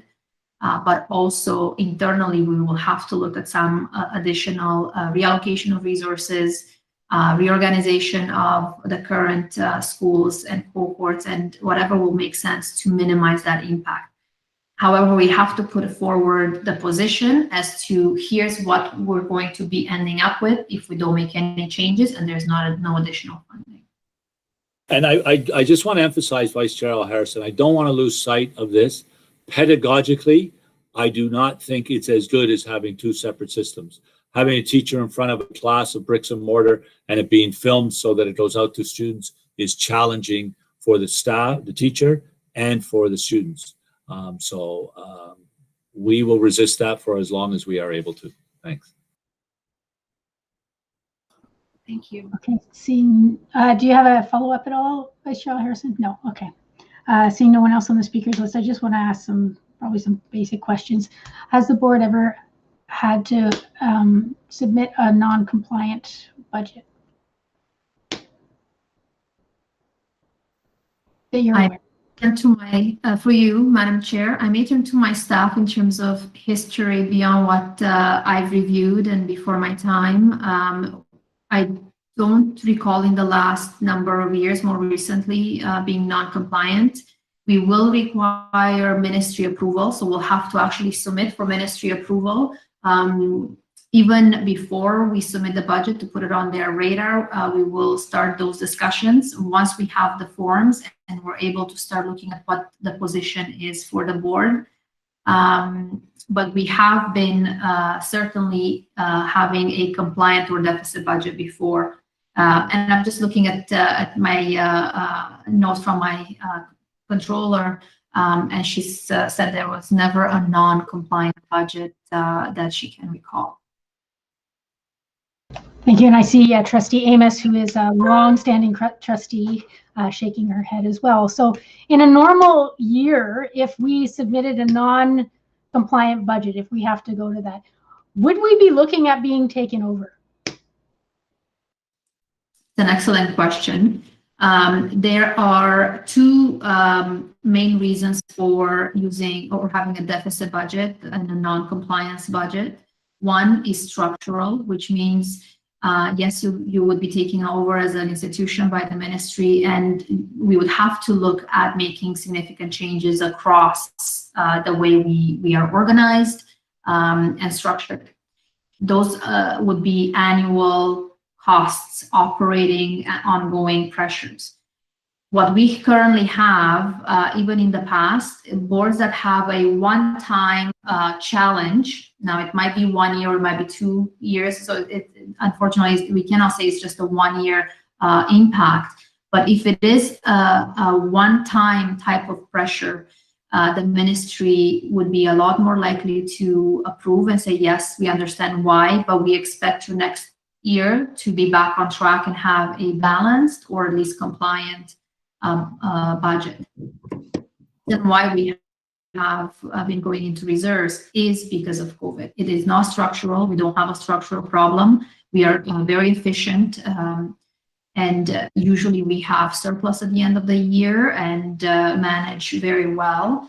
However, we've been adding quite a lot of, or sustaining a lot of resources, a lot of technology, even redirecting our budget most of that is redirected, but it doesn't go to the bottom line to support the spending. It is reallocated to technology and electronic learning licenses. There's a lot more costs that we have now that we would not under a normal year. So our deficit, it absolutely and 100% is based on the COVID pressure and not a structural one. So simple answer, not if it was a one-time pressure, but if it was something structural and ongoing, absolutely the ministry would intervene. Okay, thank you, Trustee Shuttleworth. I see your mic is on. Did you have? No, okay. One other question, since nobody else is on the speakers list. You mentioned reorg and you mentioned secondary as well, I think. That could affect secondary. If it's no, I'd love to see that, because what I'm afraid of is that that our grade 12 students will not be able to get the credits they need to graduate. Is that a possibility?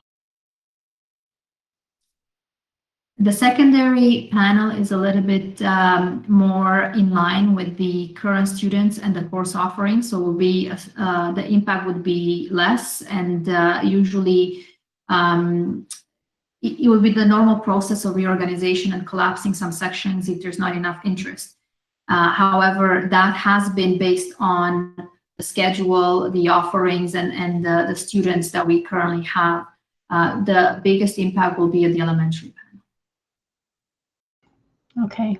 I just wondered because I know that staff are redoing the schedules at the secondary level for each quadmester because of the vast changes that are happening, and I was wondering if that's going to affect the secondary students with a no. Okay, well that's comforting. This conversation is not comforting, but there are no other speakers on the speakers list, Superintendent McGoy. So we will move to the next item, which you're up for as well, which is number 536, Annual Statement, Education Development Charges Report 20128. And go right ahead. Thank you, and for you, Madam Chair, to all trustees, another one of our annual reports this time of the year that accompanies our financial statements is the annual statement of the Education Development Charges, or EDC. It outlines the background for the bylaw that we have approved by the trustees in 2018 and amended in 2019. It also has the rates that we currently have, or the levies for residential and non-residential development as a result of the last amendment in 2019. And Appendix A provides details on the revenues received and the costs for the year, and the closing balance of the deficit for 25.3 million, or close to 25.4 million. I wanted to note a couple of things. We are a growth region, and it's expected that we have a deficit in this area because we purchased sites for growth areas where we have new development and new housing coming in advance of actually collecting the levies, which are over a 15-year period. As we buy more sites, the cost is incurred now, and the deficit will go up, and we expect that it will increase over the next couple of years. And the last point I wanted to make is that we are looking in around February timeframe, reviewing the land values and whether or not another amendment to the bylaw is warranted. And if so, in the spring, we'll bring back a report to the Board of Trustees. I'm not sure if General Manager Thibault has any other points for clarification on this report. I see a shake. So with that, I'll take any questions. Thank you. Okay, looking over to the speakers list. Just give it a minute or two.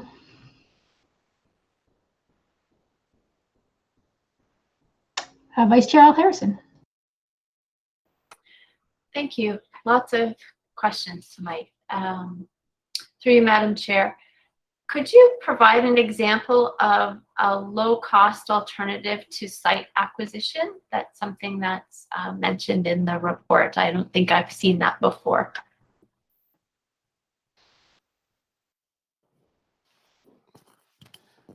through you, Vice Chair Gerbens, Chair Gerbens to Vice Chair Al Harrison. With regards to low-cost alternatives, an example of that would be where there's an opportunity for, let's say, a different kind of infrastructure to be built on site, whether it's, let's say, parking structures, a bridge connecting two neighborhoods together, or what have you. Typically in the EDC fund, we don't allow capital expenditures, but if we can demonstrate that doing that is cheaper than buying, let's say, an extra acreage of land, then that would be considered an alternative project. So let's say an acre of land is $1 million and the parking structure is $500,000. You can make an argument that we will purchase less land, use a parking structure, and have a savings in the EDC account. Again, that's just an example. We'd review that at the time of a review for the background study, but that would be what that would entail. Do you have a follow-up? No.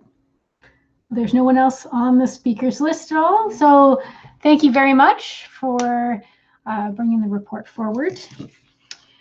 We are up to the next item, which is 537, COVID-19 schools update. Director Miller.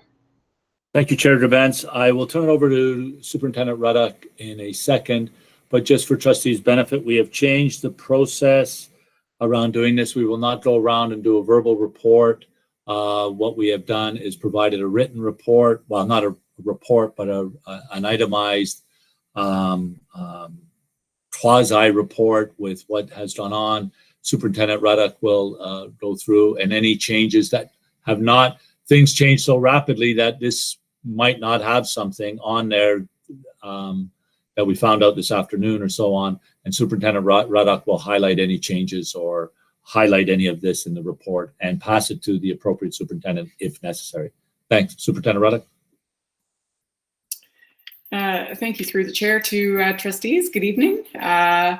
This is the beginning of quadrimester 2 in our secondary schools. It is also the time of year that many of our grade 12 students are applying to universities, and there is a slight change in process for them this year in that the Ontario University Admissions Centre is providing the pins that the students can submit their applications and their information directly to them. In case you get any questions from families around those pins, they have been shared with students, so they have that information, and they are being supported by the guidance counselors in their schools through that process.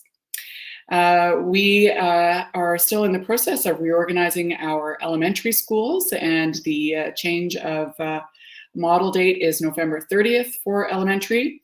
We have a total of 48 classes that have been removed from our in-person schools and are moving over to virtual schools to accommodate the requests for change in model. However, it hasn't impacted our class averages. Those in our in-person schools have remained largely the same as they are now. So that's really good news for our classes. And lastly, we are planning a town hall for our staff.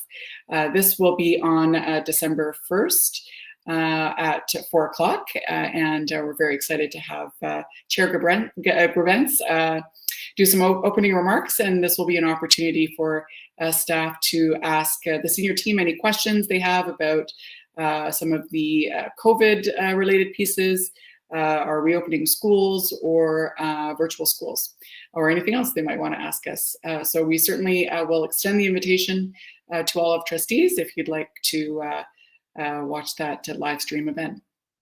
And that's all I have for you this evening. Happy to take any questions. Thank you, Superintendent Ruddock. I'm just looking over at the speakers list.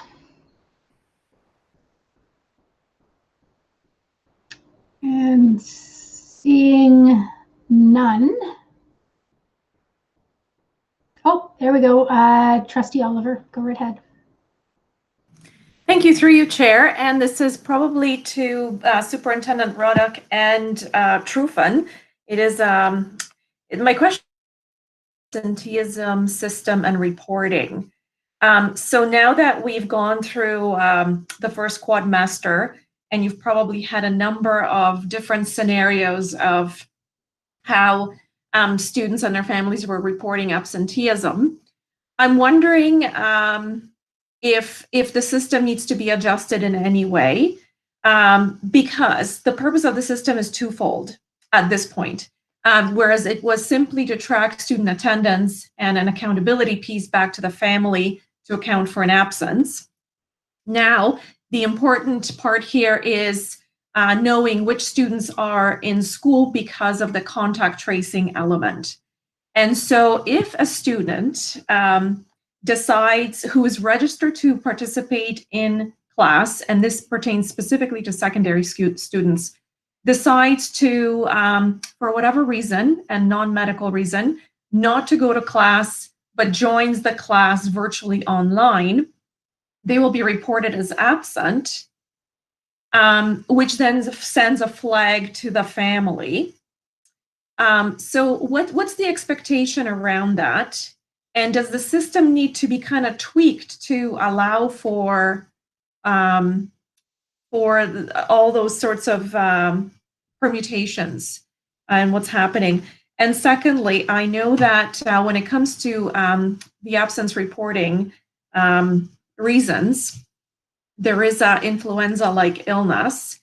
I haven't listened further, but I'm wondering if it would be of value to add things like in quarantine or awaiting test result or something like that. I believe this will be a really valuable, great source of data for the future.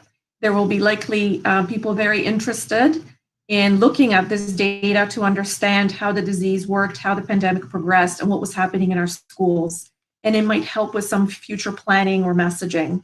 So just putting it out there.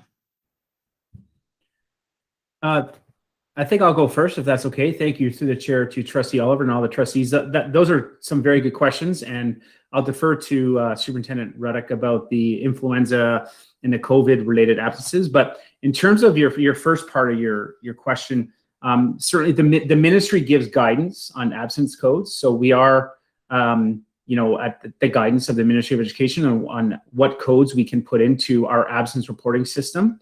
And you asked specifically about secondary students. So if a student is scheduled to be at school, so I guess in the first 180 minutes of, and they're not there, then really that is really up to the parents, and they are reported absent, and they would use, a personal reason. They can put down for personal reasons.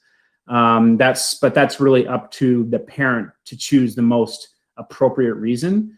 Now, certainly in the afternoon, they're doing synchronous learning.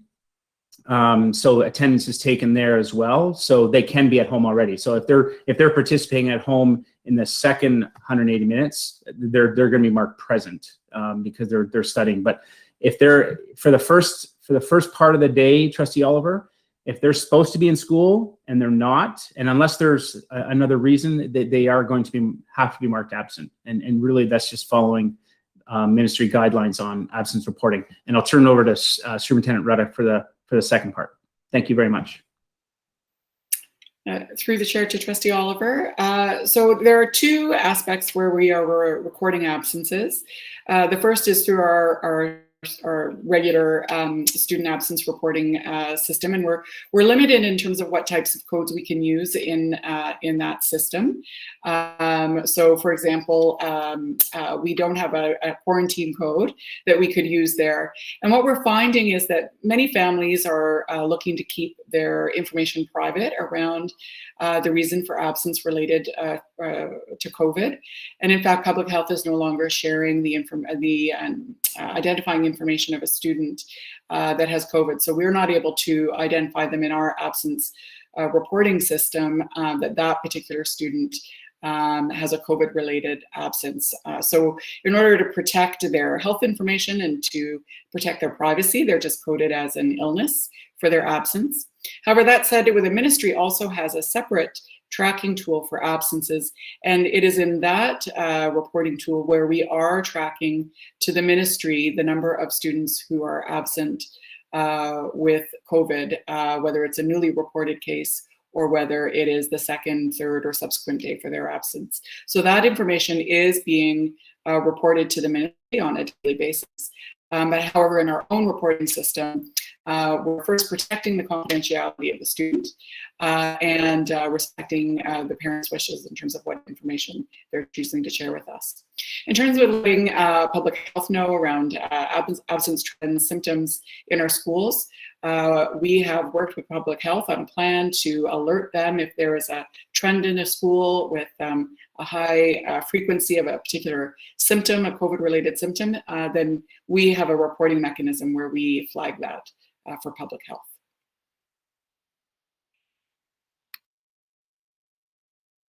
Okay, Trustee Reynolds.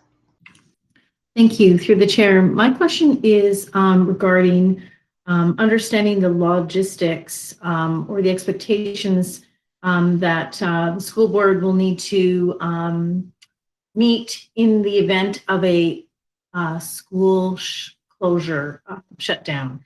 I think we've heard in the media lots of messaging. There's, to the minister that what could happen if there's a school closure for the COVID.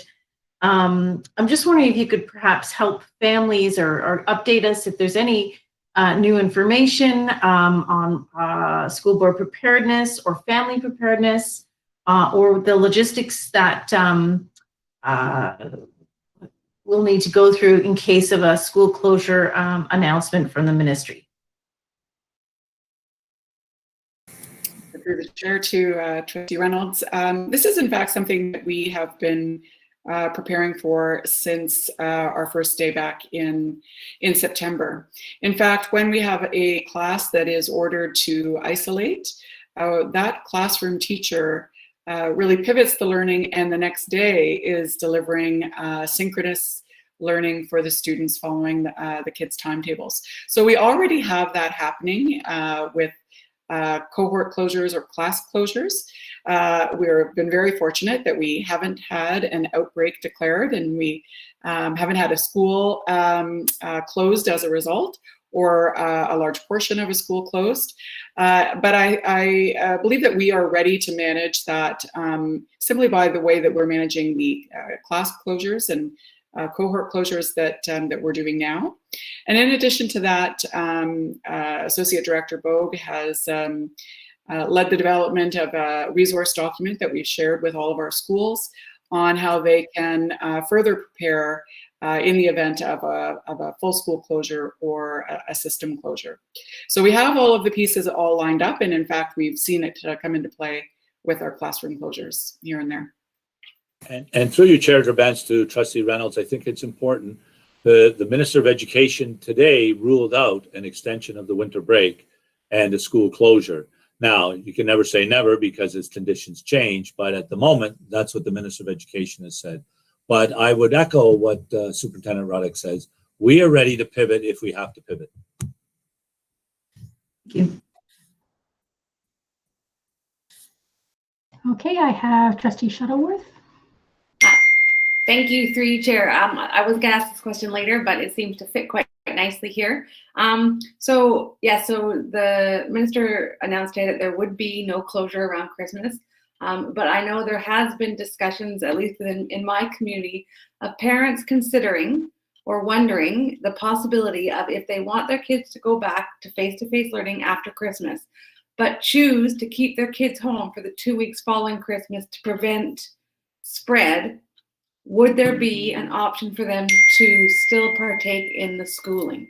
So they want to stay in person, but they are worried about that after Christmas effect. So if they choose to keep their kids home for those 2 weeks, is there an action plan in place to support these families? I'll take that one. Through you, Chair Benz, to Trustee Shuttleworth.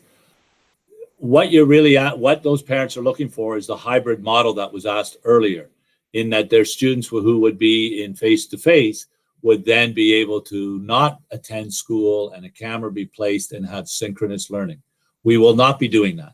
Those students will still get their assignments and get their work as as they should expect to get, and we expect to give it to them.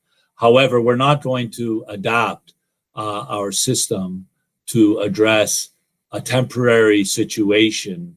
We made it clear, because of the organization involved in doing so, takes some time, requires technology. And as I mentioned earlier to Trustee Vice Chair Al Harrison about the pedagogy of having that synchronous learning in the classroom while there's a classroom in the classroom and kids at home is challenging. And I don't think it's optimal for the kids in the class or the students at home. So they would still, of course, get their work, and they could expect to get it, and they could submit it and do all that other stuff, but we would not be going to a hybrid model. Okay, thank you. Okay. Looking to the speakers list. Seeing no more speakers on the speakers list, I'm going to call a 10-minute recess. So if everybody could be back by 9:20, that would be fabulous.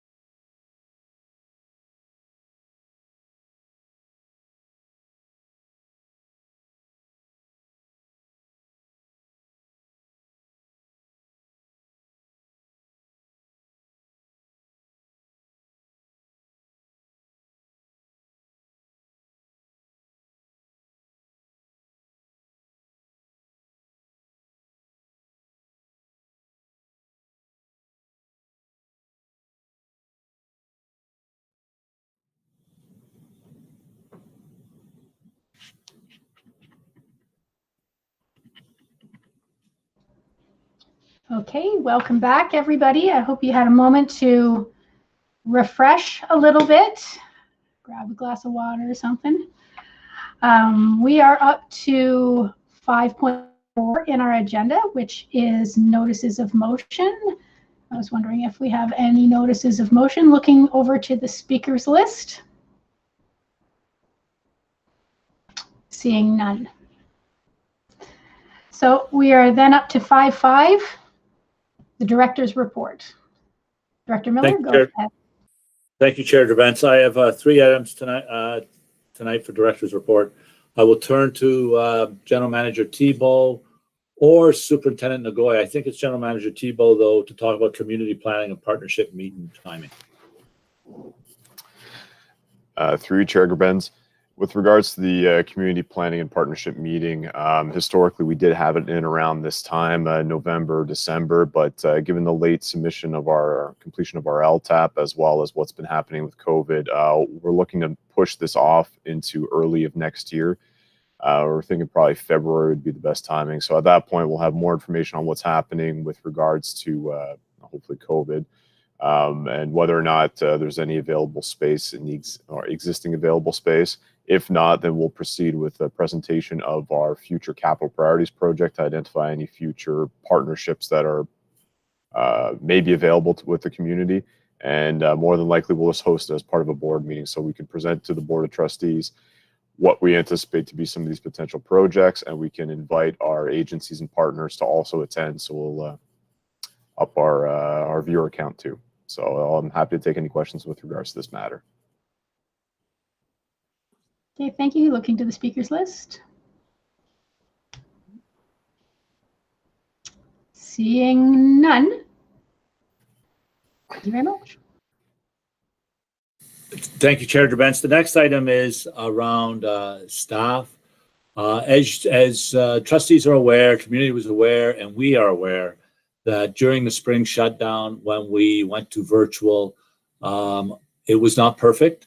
There were challenges in our delivery to students and our abilities to get to them and provide everything they needed.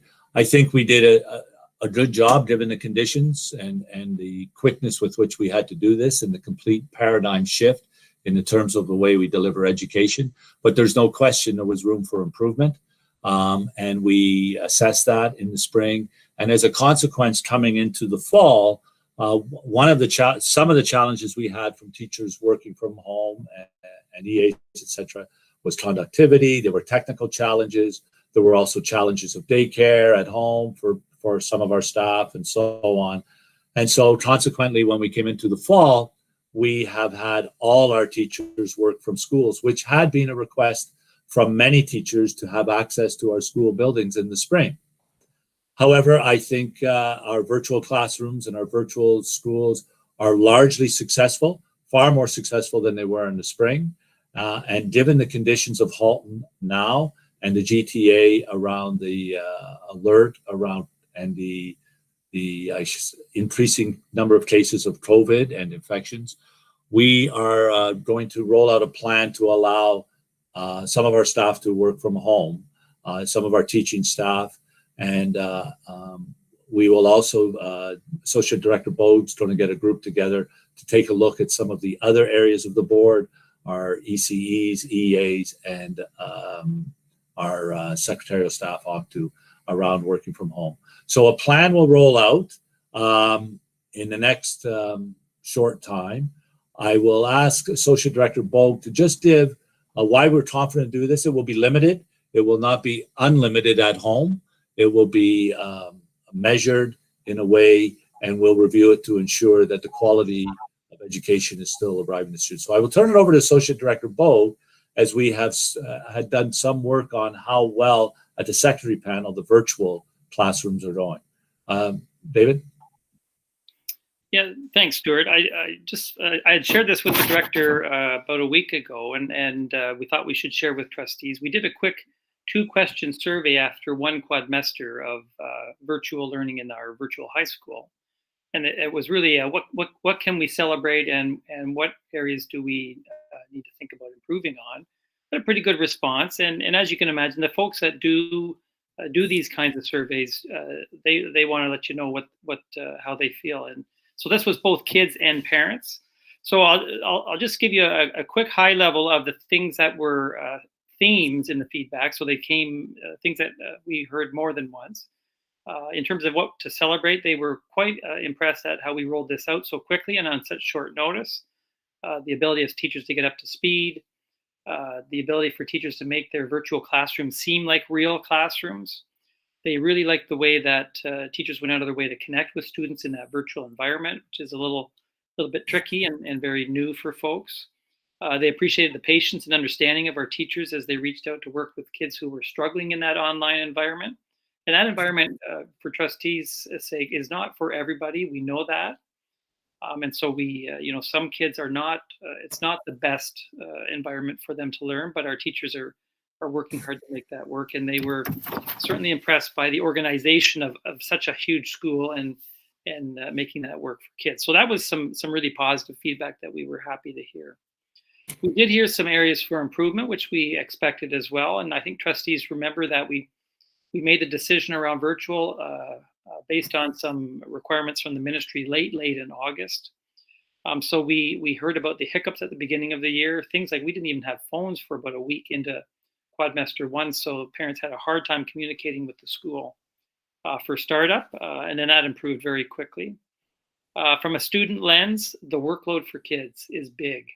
Virtual learning is tough, and the pace, we don't know if it's just the virtual environment or the pace, that quadmester pace, but we certainly heard from more than once that the workload is a big piece. Some feedback around cameras on or cameras off, and high school kids like to work with their cameras off sometimes, on sometimes, so that we got some of that kind of feedback. The other big piece that we heard is around the time on screen, and I have shared this with folks at the ministry as well, and trustees know there are requirements around the number of synchronous learning minutes and those kinds of things. That's a lot of time to be engaged on the screen, and even at our board meetings, we know that we need time to have a little break and those kinds of things. So that stress and mental health and just the sheer intensity, we heard feedback that a lot of time on screen. So I have shared that feedback back with the ministry as well. And then there was some feedback around availability of teachers to answer questions and provide student environment. It's not as personal. It's not as instantaneous sometimes as when you're working with kids in a classroom environment. So we wanted to share that feedback with trustees. We're very happy with the feedback. We take any of those critical pieces with an eye around constructive feedback and areas to improve, and we'll work to do better in quadmester 2. So with that, Chair Drabens and all trustees, we will be working on something that we will roll out to our elementary staff around the ability for the virtual teachers to work from home for 2 days a week. And we are doing the same with our virtual secondary teachers and also our teachers at secondary who do some asynchronous asynchronous teaching in the afternoons to the ability to do the same. So I'm just giving you the rough outline. Superintendent Hunt Gibbons, Superintendent Pennyfather, and Associate Director Bogue, and Superintendent Newton have worked out the details, and we will be rolling this out to the staff. Secondary may begin next week, in which people will be allowed to be permitted to work from home, and elementary a wee bit later on. But I want to assure trustees, our primary goal here, we have two primary goals, is to support public health and the health and safety of our staff and our students by allowing them to work home and minimizing or diminishing the opportunities to have many people in the building. And the second priority is to not diminish the education and or supervisory requirements that our teachers have to keep our kids safe beyond COVID, with all the other factors that normally impact students.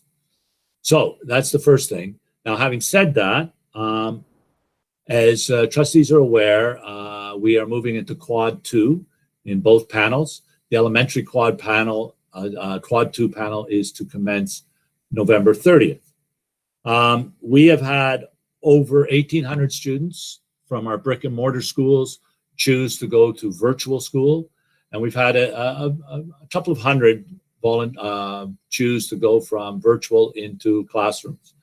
If trustees recall, we did not do a school reorganization at the elementary level in September, which we have done every year for eons of years, because you have to figure out your averages to report to the ministry for your funding purposes and meet the requirements under the Ed Act around what those classroom averages are.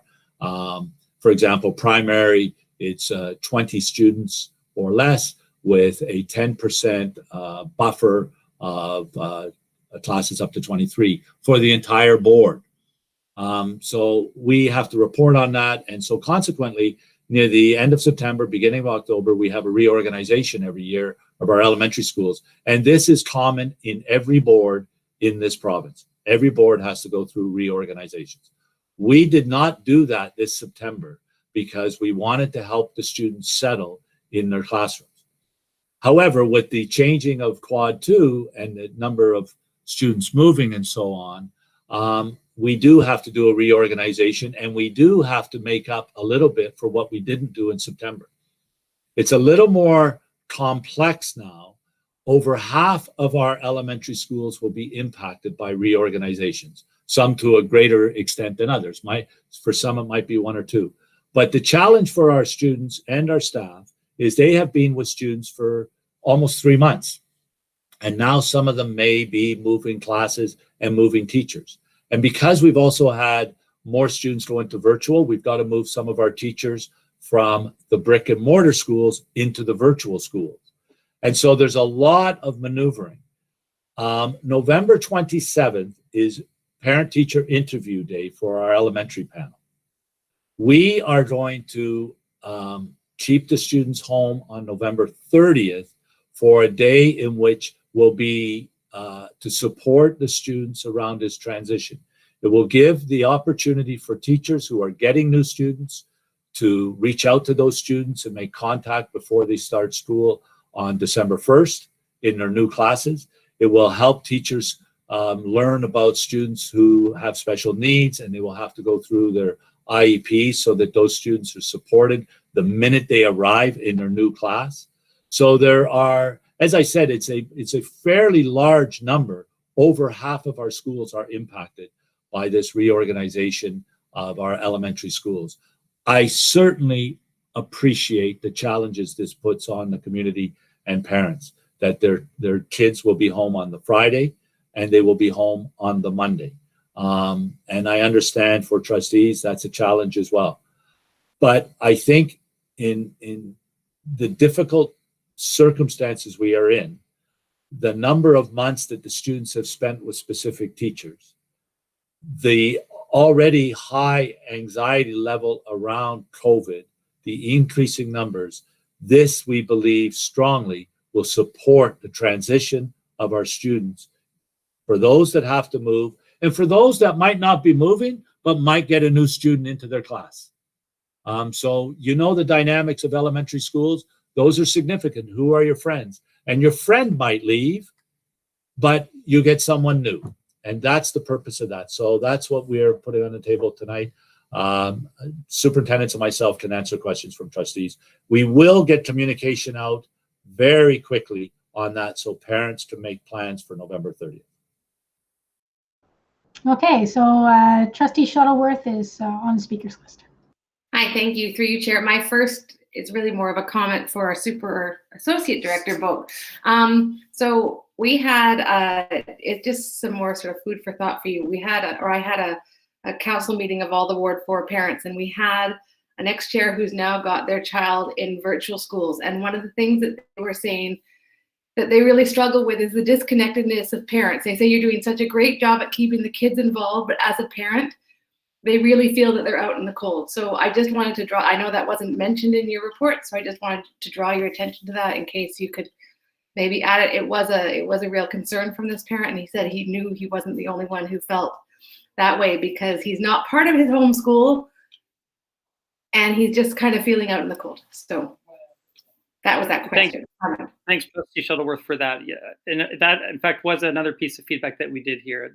Maybe some kind of virtual meet and greet, and because there's not a parents' night or that sort of thing, the parents as well as the kids, there's that disconnect. So we Yeah. will take that back. Some of my parent council suggested having online cooking classes together, like somebody cook. It was fun. Okay, my second question. Trustee Shuttleworth, can I just interrupt for a second?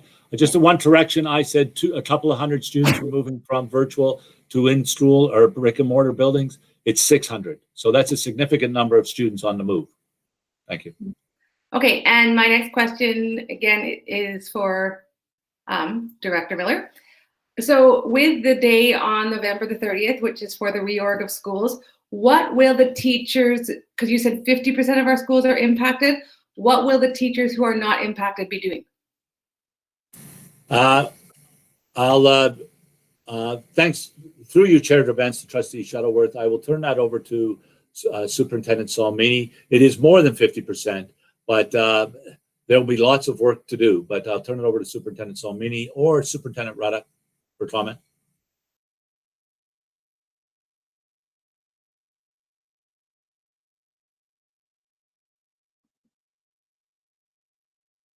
Sorry, I'm assuming Superintendent Salmini is going to jump in. Yeah, I don't see her jumping in, no. Why don't you start, Colette? You. Sorry, oh, there's Tina. There's Tina.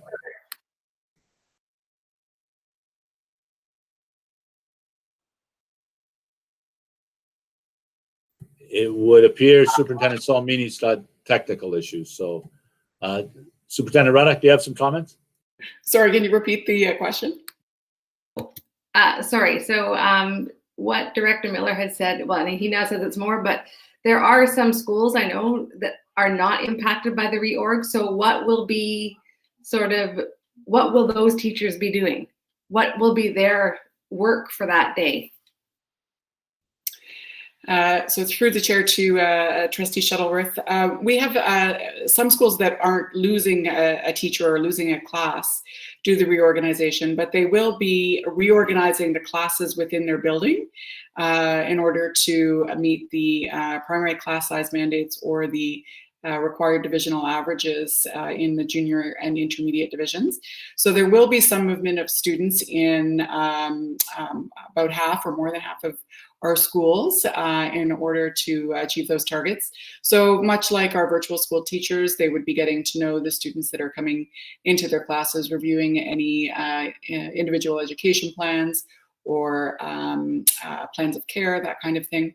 For our staff who are not experiencing any changes, this would be an opportunity to do some planning as a grade team or a division team to develop some short-range plans or long-range plans, as well as to review the kind of achievement data of their students and plan for their own class. So it was certainly a work day for all of our staff, an opportunity to collaborate, work on plans, as well as to get to know any incoming students. So a quick follow-up, will they be expected in the schools? I'll leave that for Director Miller to answer. Through you, Chair of the Bench, to Trustee Shuttleworth, they will be expected to be in their place of work. All right, great. Thank you very much. But as I said earlier, we are moving to allow some virtual teachers to work from home for a period of time, and they'll need to work that out with their individual principals a couple times a week. Superintendent Salmini, do you have anything to add? I'm hoping you can hear me. Perfect, thank you. Sorry about that. I think that Superintendent Ruddock has described it well, but certainly there are lots of things that our teachers can be doing in order to support students in the transition, whether or not they are reorganizing, helping teachers that are reorganizing, and just making sure that all of our students are feeling good about those transitions, and also some planning in terms of differentiated approaches to instruction for kids, because we all know that it has been a different year and our students have some refresher learning to do. So definitely an opportunity for regrouping for all of our staff. And finally, I would just add, for these past 3 months, there has been a lot of movement.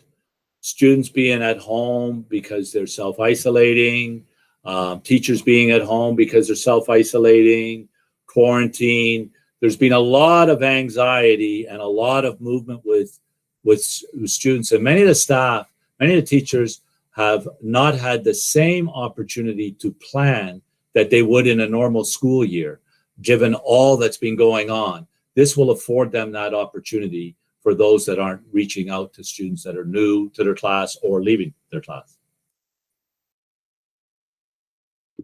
Thank you. Okay, next on the speakers list is Vice Chair Al Harrison. Thank you. Through you, Madam Chair, is there any opportunity through the reorganization to address some of those outliers in terms of class numbers? I know that by and large, the numbers were smaller than they have been historically, not reaching the maximum sizes, but is there any opportunity to get those ones with the higher numbers down a little bit? Through your Chair Gerbents to Vice Chair Al Harrison, I'll turn that over to Superintendent Taha. Thank you, Director Miller. Through you, Vice Chair, through you, Chair, through Chair Gerbents to you, Vice Chair Al Harrison, to our Board of Trustees. We have done a pretty good job in terms of maintaining the class size averages well below the regulation requirements and balancing, the fiscal pressures that we're having. So just to give you a sense, just give me 1 second.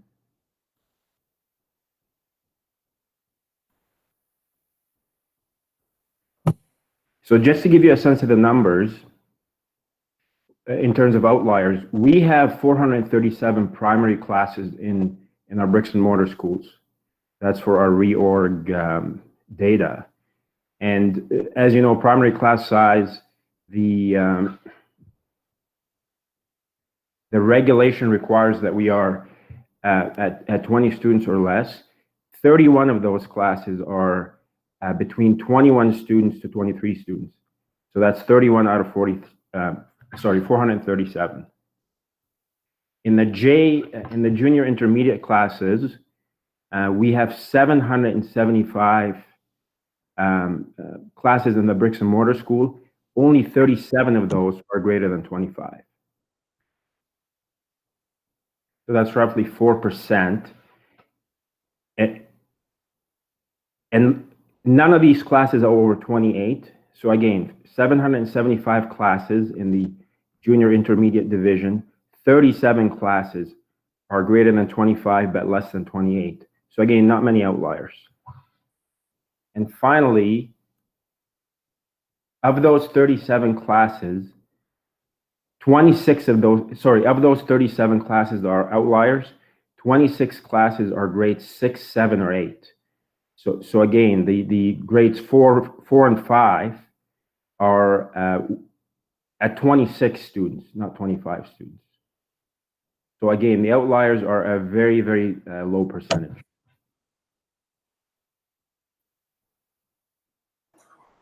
Can I follow up? Sure. Go right ahead. Thank you, and appreciate the data. Is there any opportunity through the reorganization to reduce those numbers of outliers? Like, do you see those numbers coming down at all? Yeah, there's always a possibility. This week we're still fine tuning these final school organizations or reorganizations. I wouldn't, like I said, there's 37 of those quote unquote larger classes out of over 1,000 classes. I don't know how many classes we can sort of, go under the 25 student mark. It will be difficult, to come down to zero. I can see it perhaps, going down to, below 25 classes as outliers. But again, the approach has always been where we need to have a larger class size, again, outside of the regulation, it is to be in the higher divisions.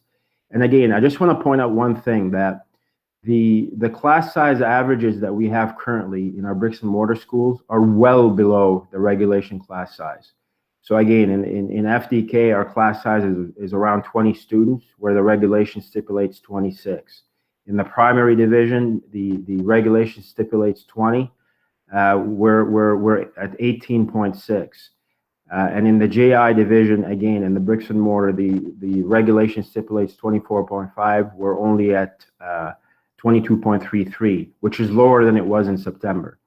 So again, it's a balancing act between, again, the health and safety of students, ensuring smaller class size in bricks and mortar schools, given the financial resources that we have. But even those larger class sizes, those 37, our instruction to our administrators is try to place these students in physically large rooms. So that's also part of the puzzle, that if you're, for whatever reason, you have one of those. We have 600 moving to bricks and mortar. So it's those teachers as well. The expectation is will be that they reach out to those students and start the transition. Okay, so perfect, because that was going to be my next question. And then my follow-up question is, so for students that are in the brick and mortar classroom, who've had a teacher for 3 months now, how many of those students will be contacted on that Monday to say, hey, due to 1,200 net students moving between learning modes, you are now going to have a new teacher? Oh, through you, Chair Gerbents, to Trustee Rocha, they'll be contacted before that day to let them know that that's happened. And so on that day, the new teacher would contact them. Okay. But they'll know before that day that they have a new teacher. They may not know who the new teacher is, but they will know that they're getting a new one, and then the new teacher will contact them. Okay, so even for those students who opted to stay with the same model, they too will be contacted if they will be impacted. That would be my expectation, yes. Okay, thank you. Okay, there's no other speakers on the speakers list, so I have some questions and some comments. With regards to the day on the day off, not day off, but for the kids, the day off on the 30th. I know you don't need our support, you don't need our approval, but because this is an completely operational decision, but I support it. And the reason is that teachers will be, as you said, the 27th is a PA day. They will be having parent-teacher-student interviews on the Friday, and they may be in with a new class on the Monday. And from both a student and a teacher perspective, I would think that would be very hard, especially if from a student perspective, absolutely, your world will feel a little upside down if you end up especially if you're not changing modes, but your world is changing. And from a teacher perspective, you might be a grade 3 teacher and you could end up teaching grade 1 virtually in 3 days. And that's an awful lot to ask without a true ability to plan.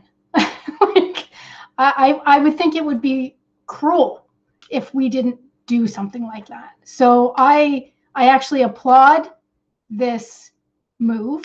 I think it's a very humane thing to do. And I know it's going to cause some hardship, perhaps for some families who need to find childcare for that day. But I do think for the greater good, it is the right way to go. I had a question about for Associate Director Bogue about his survey that he sent out, and I was wondering if he could share that information with trustees in our Build Back Better committee. Every little bit of data might help us in what we're doing. And I was also wondering if the board is planning on any kind of larger surveys to see where there are gaps and where there are successes that we may be able to take forward. So that's a question I guess I'll let you answer before I just keep on rambling off. Through you, Madam Chair, to Chair Grabentz and trustees, we'd be happy to share this information with trustees. It was, as I mentioned, it was sort of a self-designed, fairly informal survey by the virtual school admin, but I think it would help with the work that you're doing. And we have talked about how do we collect some anecdotal data on how things have gone this year. I am sensitive to the fact that this is a year where we're doing the student census, which is a big piece. We are going to have some form of the Have Your Say, a revised version to help gather some baseline information for our multi-year plan as well. So I'm not sure whether we've got in the works something to do a whole scale kind of data collection around how things have gone, but it is a good question. And if we don't do a full scale, we will continue to do this kind of informal, smaller scale feedback. And I'm sure the elementary virtual schools have got some feedback as well. So, and we would be happy to share that with trustees. I think it's just good information for all of us to know what's gone well, what hasn't gone so well, and how do we improve. And see no other speakers on the speakers list, I'll jump in with another question. And this is actually having to do when you were talking about the class size averages, etc. I thought to myself, are we tracking, or is there, I'm sure we can dig for the information to find out, are there certain grade levels that are more impacted by the community, by the COVID in the community coming in? Are we seeing more intermediate students? Are we seeing more primary students? Is it high school? Like, are we tracking that information, and are we potentially adjusting and reorganizations down the line if there is a definite trend that, you know, it's grade 7, you know, there's a ton going on in grade 7 and nothing happening in grade 1, and we maybe should be focusing efforts because that group is more social outside of the school environment, because we know that transmission is not happening in our schools. So it's that outward, you know, extracurricular stuff that's happening family-based in community. So I was just wondering. Through the chair to the chair, we are certainly tracking who, in terms of closures, what grades are being closed. We don't, as I say, know who the student is in particular, but we do almost always know what grade that student is in. We're not really seeing any trends per se. It can certainly we get cluster cases. As we have recently in one of our high schools tied to a community activity. We saw a similar type of cluster in some of our Burlington schools related to some activities of the parents in the community. But we also know that the vast majority of our students are getting COVID in the home. And so that is impacting our kindergarten students to our grade 12 students. So I suggest that there's any one group that is more likely or more prone to get it, because it really is all over the map, and we can develop a cluster related to some kind of community activity in any grade, really. Okay, thank you. That's important information. Yeah, I guess that's all my questions, and I don't see anyone else on the speakers list. Okay. So the next item is communications from the chair, and I just have a singular communication, and it's an impactful communication that I received, and I will just let you know that I have received a letter, and I will read it. It is from Director Miller. Dear Chair, it is with humility that I hereby submit my retirement letter effective August the 11th, 2021, which will be my final day of work with the Halton District School Board. I first joined the Halton District School Board in 1984 as a secondary science and math teacher. Prior to joining the board, I had been in private industry in the food manufacturing business. Although it was many years ago, I vividly remember the decision to leave an excellent job to pursue education and become a teacher. For the first several years, I was a secondary teacher, and to this day, I loved being a classroom teacher, and it was my favorite role in education. I eventually went on to become a vice principal, principal, superintendent, associate director, and by the time I retire, I will have served as director for the past 6 years.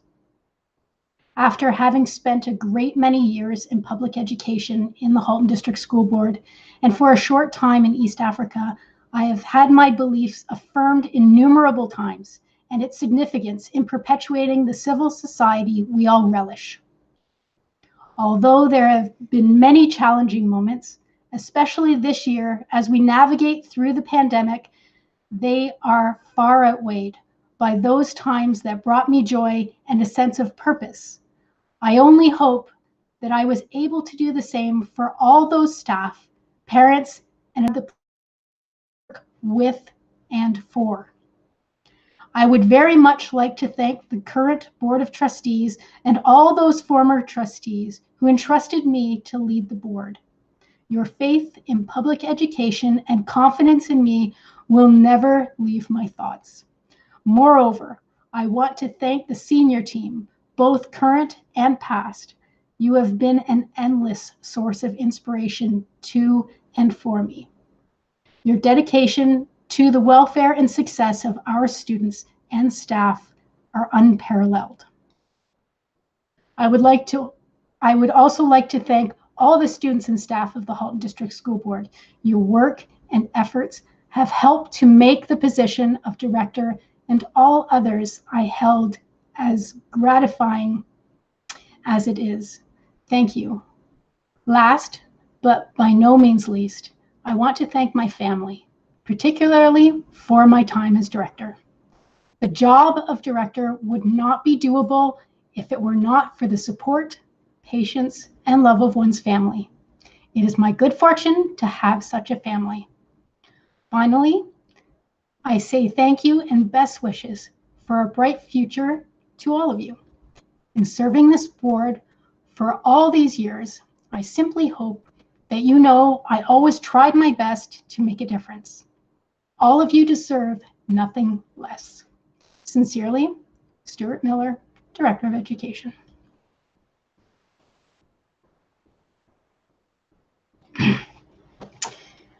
So, even though I knew to expect this letter, it obviously hit me. And I know we still have you for many months, but I just want to say thank you for all you have done for the student, staff, Halton community, and beyond. I'm not sure I can adequately express my gratitude for all you have done and what you continue to do in these wild, unprecedented times. Your immense leadership skills and qualities have led us through some of the toughest times that I'm aware of in this board, tackling uncomfortable but important issues like French immersion, the Burlington PAR, dealing with labor action, ministry delays and funding inadequacies, and topped off with COVID's effect on education and the birth of virtual schools on a massive scale with unimaginably tight timelines. These are just off the top of my head. I know that there is so much more to the position than these flagged situations. You have inspired your team to do amazing, innovative things. You reach right into schools to develop personal, encouraging relationships with students and frontline staff. You are an amazing relationship builder and have a wonderful sense of humor. Your fiery oration has energized and galvanized, but it also has invoked empathy and a sense of duty and focus. You look for ways to improve both the system and yourself, and have accomplished so much in your very long career with the Halton District School Board. Come August, the Halton District School Board will miss you. I will miss you. Thank you so much for all you've done. And I'm sure there will be people on the speakers list.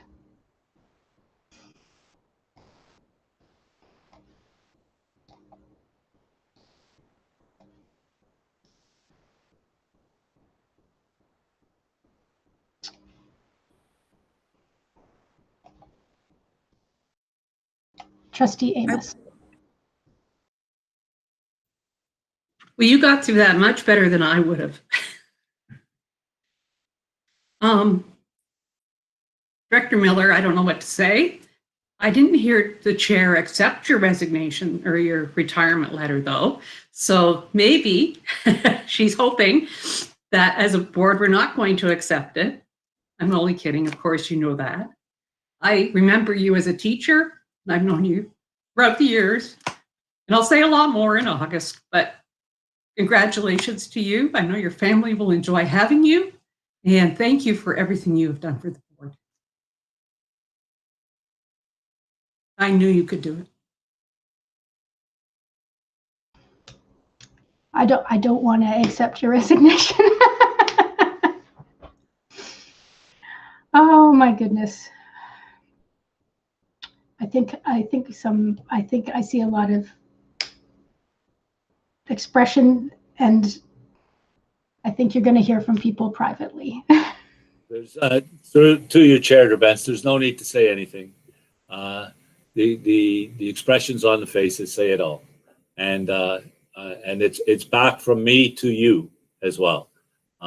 We have, as you said, Chair Bence, we've been through some really difficult challenges in these boards, set records for board meetings, 12, 13 hours, and everybody managed to stay awake and all those other things. So you're right. We were not frightened to take on the challenging things that we had to take on. But there are bigger things that we still have to. We still have to combat systemic racism. We still have to worry about climate change and help our kids make a difference. And we have to get through this pandemic all well, and our students all well, so that when we are out of it, we can be a better society. Those kids have futures that are bright, and that's because of the leadership, not just of me. Maybe I'm a part, but I'm a part. Trustees and the senior admin, our principals and vice principals, and our teacher leaders and our EAs and our secretaries and our caretakers, they all play their part in making a difference and making the Halton District School Board what it is. You know, I was saying the other day that when I first started at Halton, I lived in Toronto, and it was always my intention to go to Toronto to work in the Toronto District School Board. But as the years went by, I never ever found a reason to leave this board for any reason. I didn't pursue higher positions outside of this board. If I couldn't do it here, if I wasn't director here, I wouldn't have been a director. And I think that's, for me, that speaks volumes of the people I've worked with in these communities out here, and you, the senior team, and certainly the Board of Trustees, and not just this group, former trustees as well, who I had very good relationships with. So, I mean, there will be more to say in August, and hopefully it can be done with a drink in hand. But right now, I'll just say thank you to all of you. I've appreciated so much your support, and we still have 9 months and a ton of work to do. So with that, I will end my comments. Thank you. Okay. Yeah, everybody's.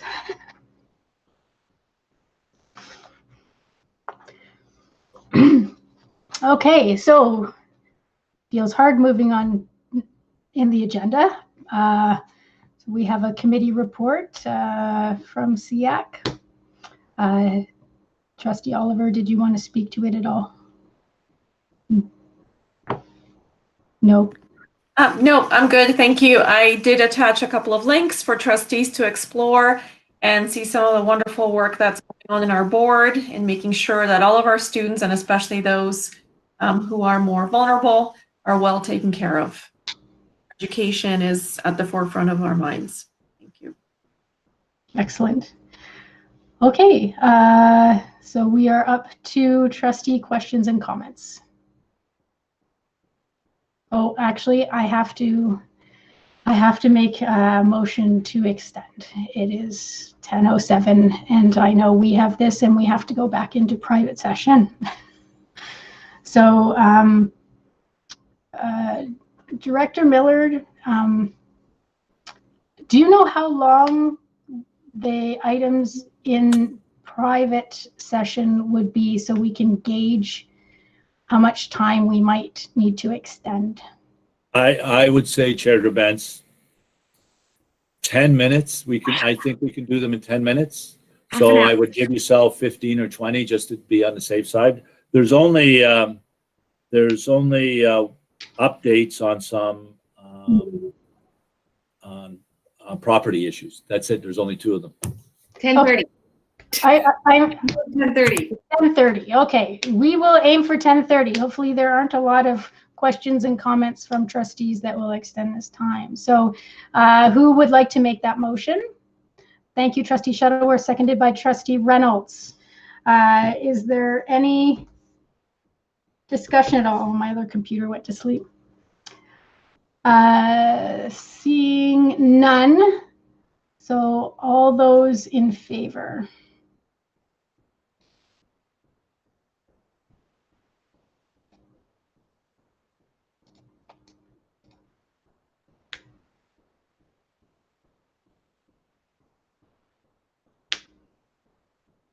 Okay, I think we might be, nope, that should be, no, I think we're missing one person. Because there we go. That carries unanimously. Thank you very much. Oh, wait, yes, now it does. Thank you very much. Okay, 2 trustee questions. Oh, point of order, Chair Grumets. Yes. I was on the speakers list. I don't think you needed me. I can see that the speakers list is a bit of a mess up tonight. So go right ahead. Thank you. I actually had 2 committee reports, and I have to give them verbally because they just happened. So if I may, I'll just continue through the 2 reports very quick. Audit committee met last week, Tuesday, November 10th. Thank you to Vice Chair Al Harrison for popping in. We certainly appreciate trustees joining us. In addition to reviewing the recommended approval of the annual audited financial statements, which, as you know, trustees approved tonight, I just wanted to highlight there was significant appreciation at our audit meeting to Superintendent Ngoy and her team. And I just wanted to give some special acknowledgement. I know they were actually here this evening, and I would just like to put it in public record because, you know, they created the financial statements on time in a pandemic, and we're very appreciative of that. Just thanks to Heather Camastro and her team, Carrie Salemi and her team, Jay Shantabong, Sonia Clayton, and Jackie Sweetman. The integrity of their work is upheld by a third-party auditor, which tells us we have a quality team at HDSB. So I needed to draw your attention and appreciation to them. Certainly, there was a lot of reports tonight that were also reviewed at audit. The EDC, Education Development Charges, Trustees Expense Report. I'll just close this by saying you'll get more information in our audit minutes that will be out within the month, and you'll get a regional internal audit summary report as well. So be aware. And if I may, I'll just continue with the next report, which is the Equity Steering Advisory Committee, which met Monday. Thank you, joined by Trustee Rocha. We had an opportunity to discuss the new HDSB Human Rights Equity Action and Accountability Plan, the way forward. Just highlighting that our committee was invited to provide input into that living document, and I know trustees has also received copies. So I just want to remind you to consider giving your feedback by Tuesday, November 27th, so that they can go forward and start promoting that plan. So that's it in a nutshell. Thank you for indulging me tonight. Okay, great. Thank you very much for that. We're up to trustee questions and comments for a public session. Does anybody have? I don't see any. So we need to have a motion to rise into private session. Trustee Gray, would you like to make that motion? Yes, she's waving, she's nodding her head yes. Yes, thank you. And seconded by Trustee Amos, would you like to do that? Yes, I would, thank you. Okay, great. So any discussion on that? Seeing none. Okay, all those in favor?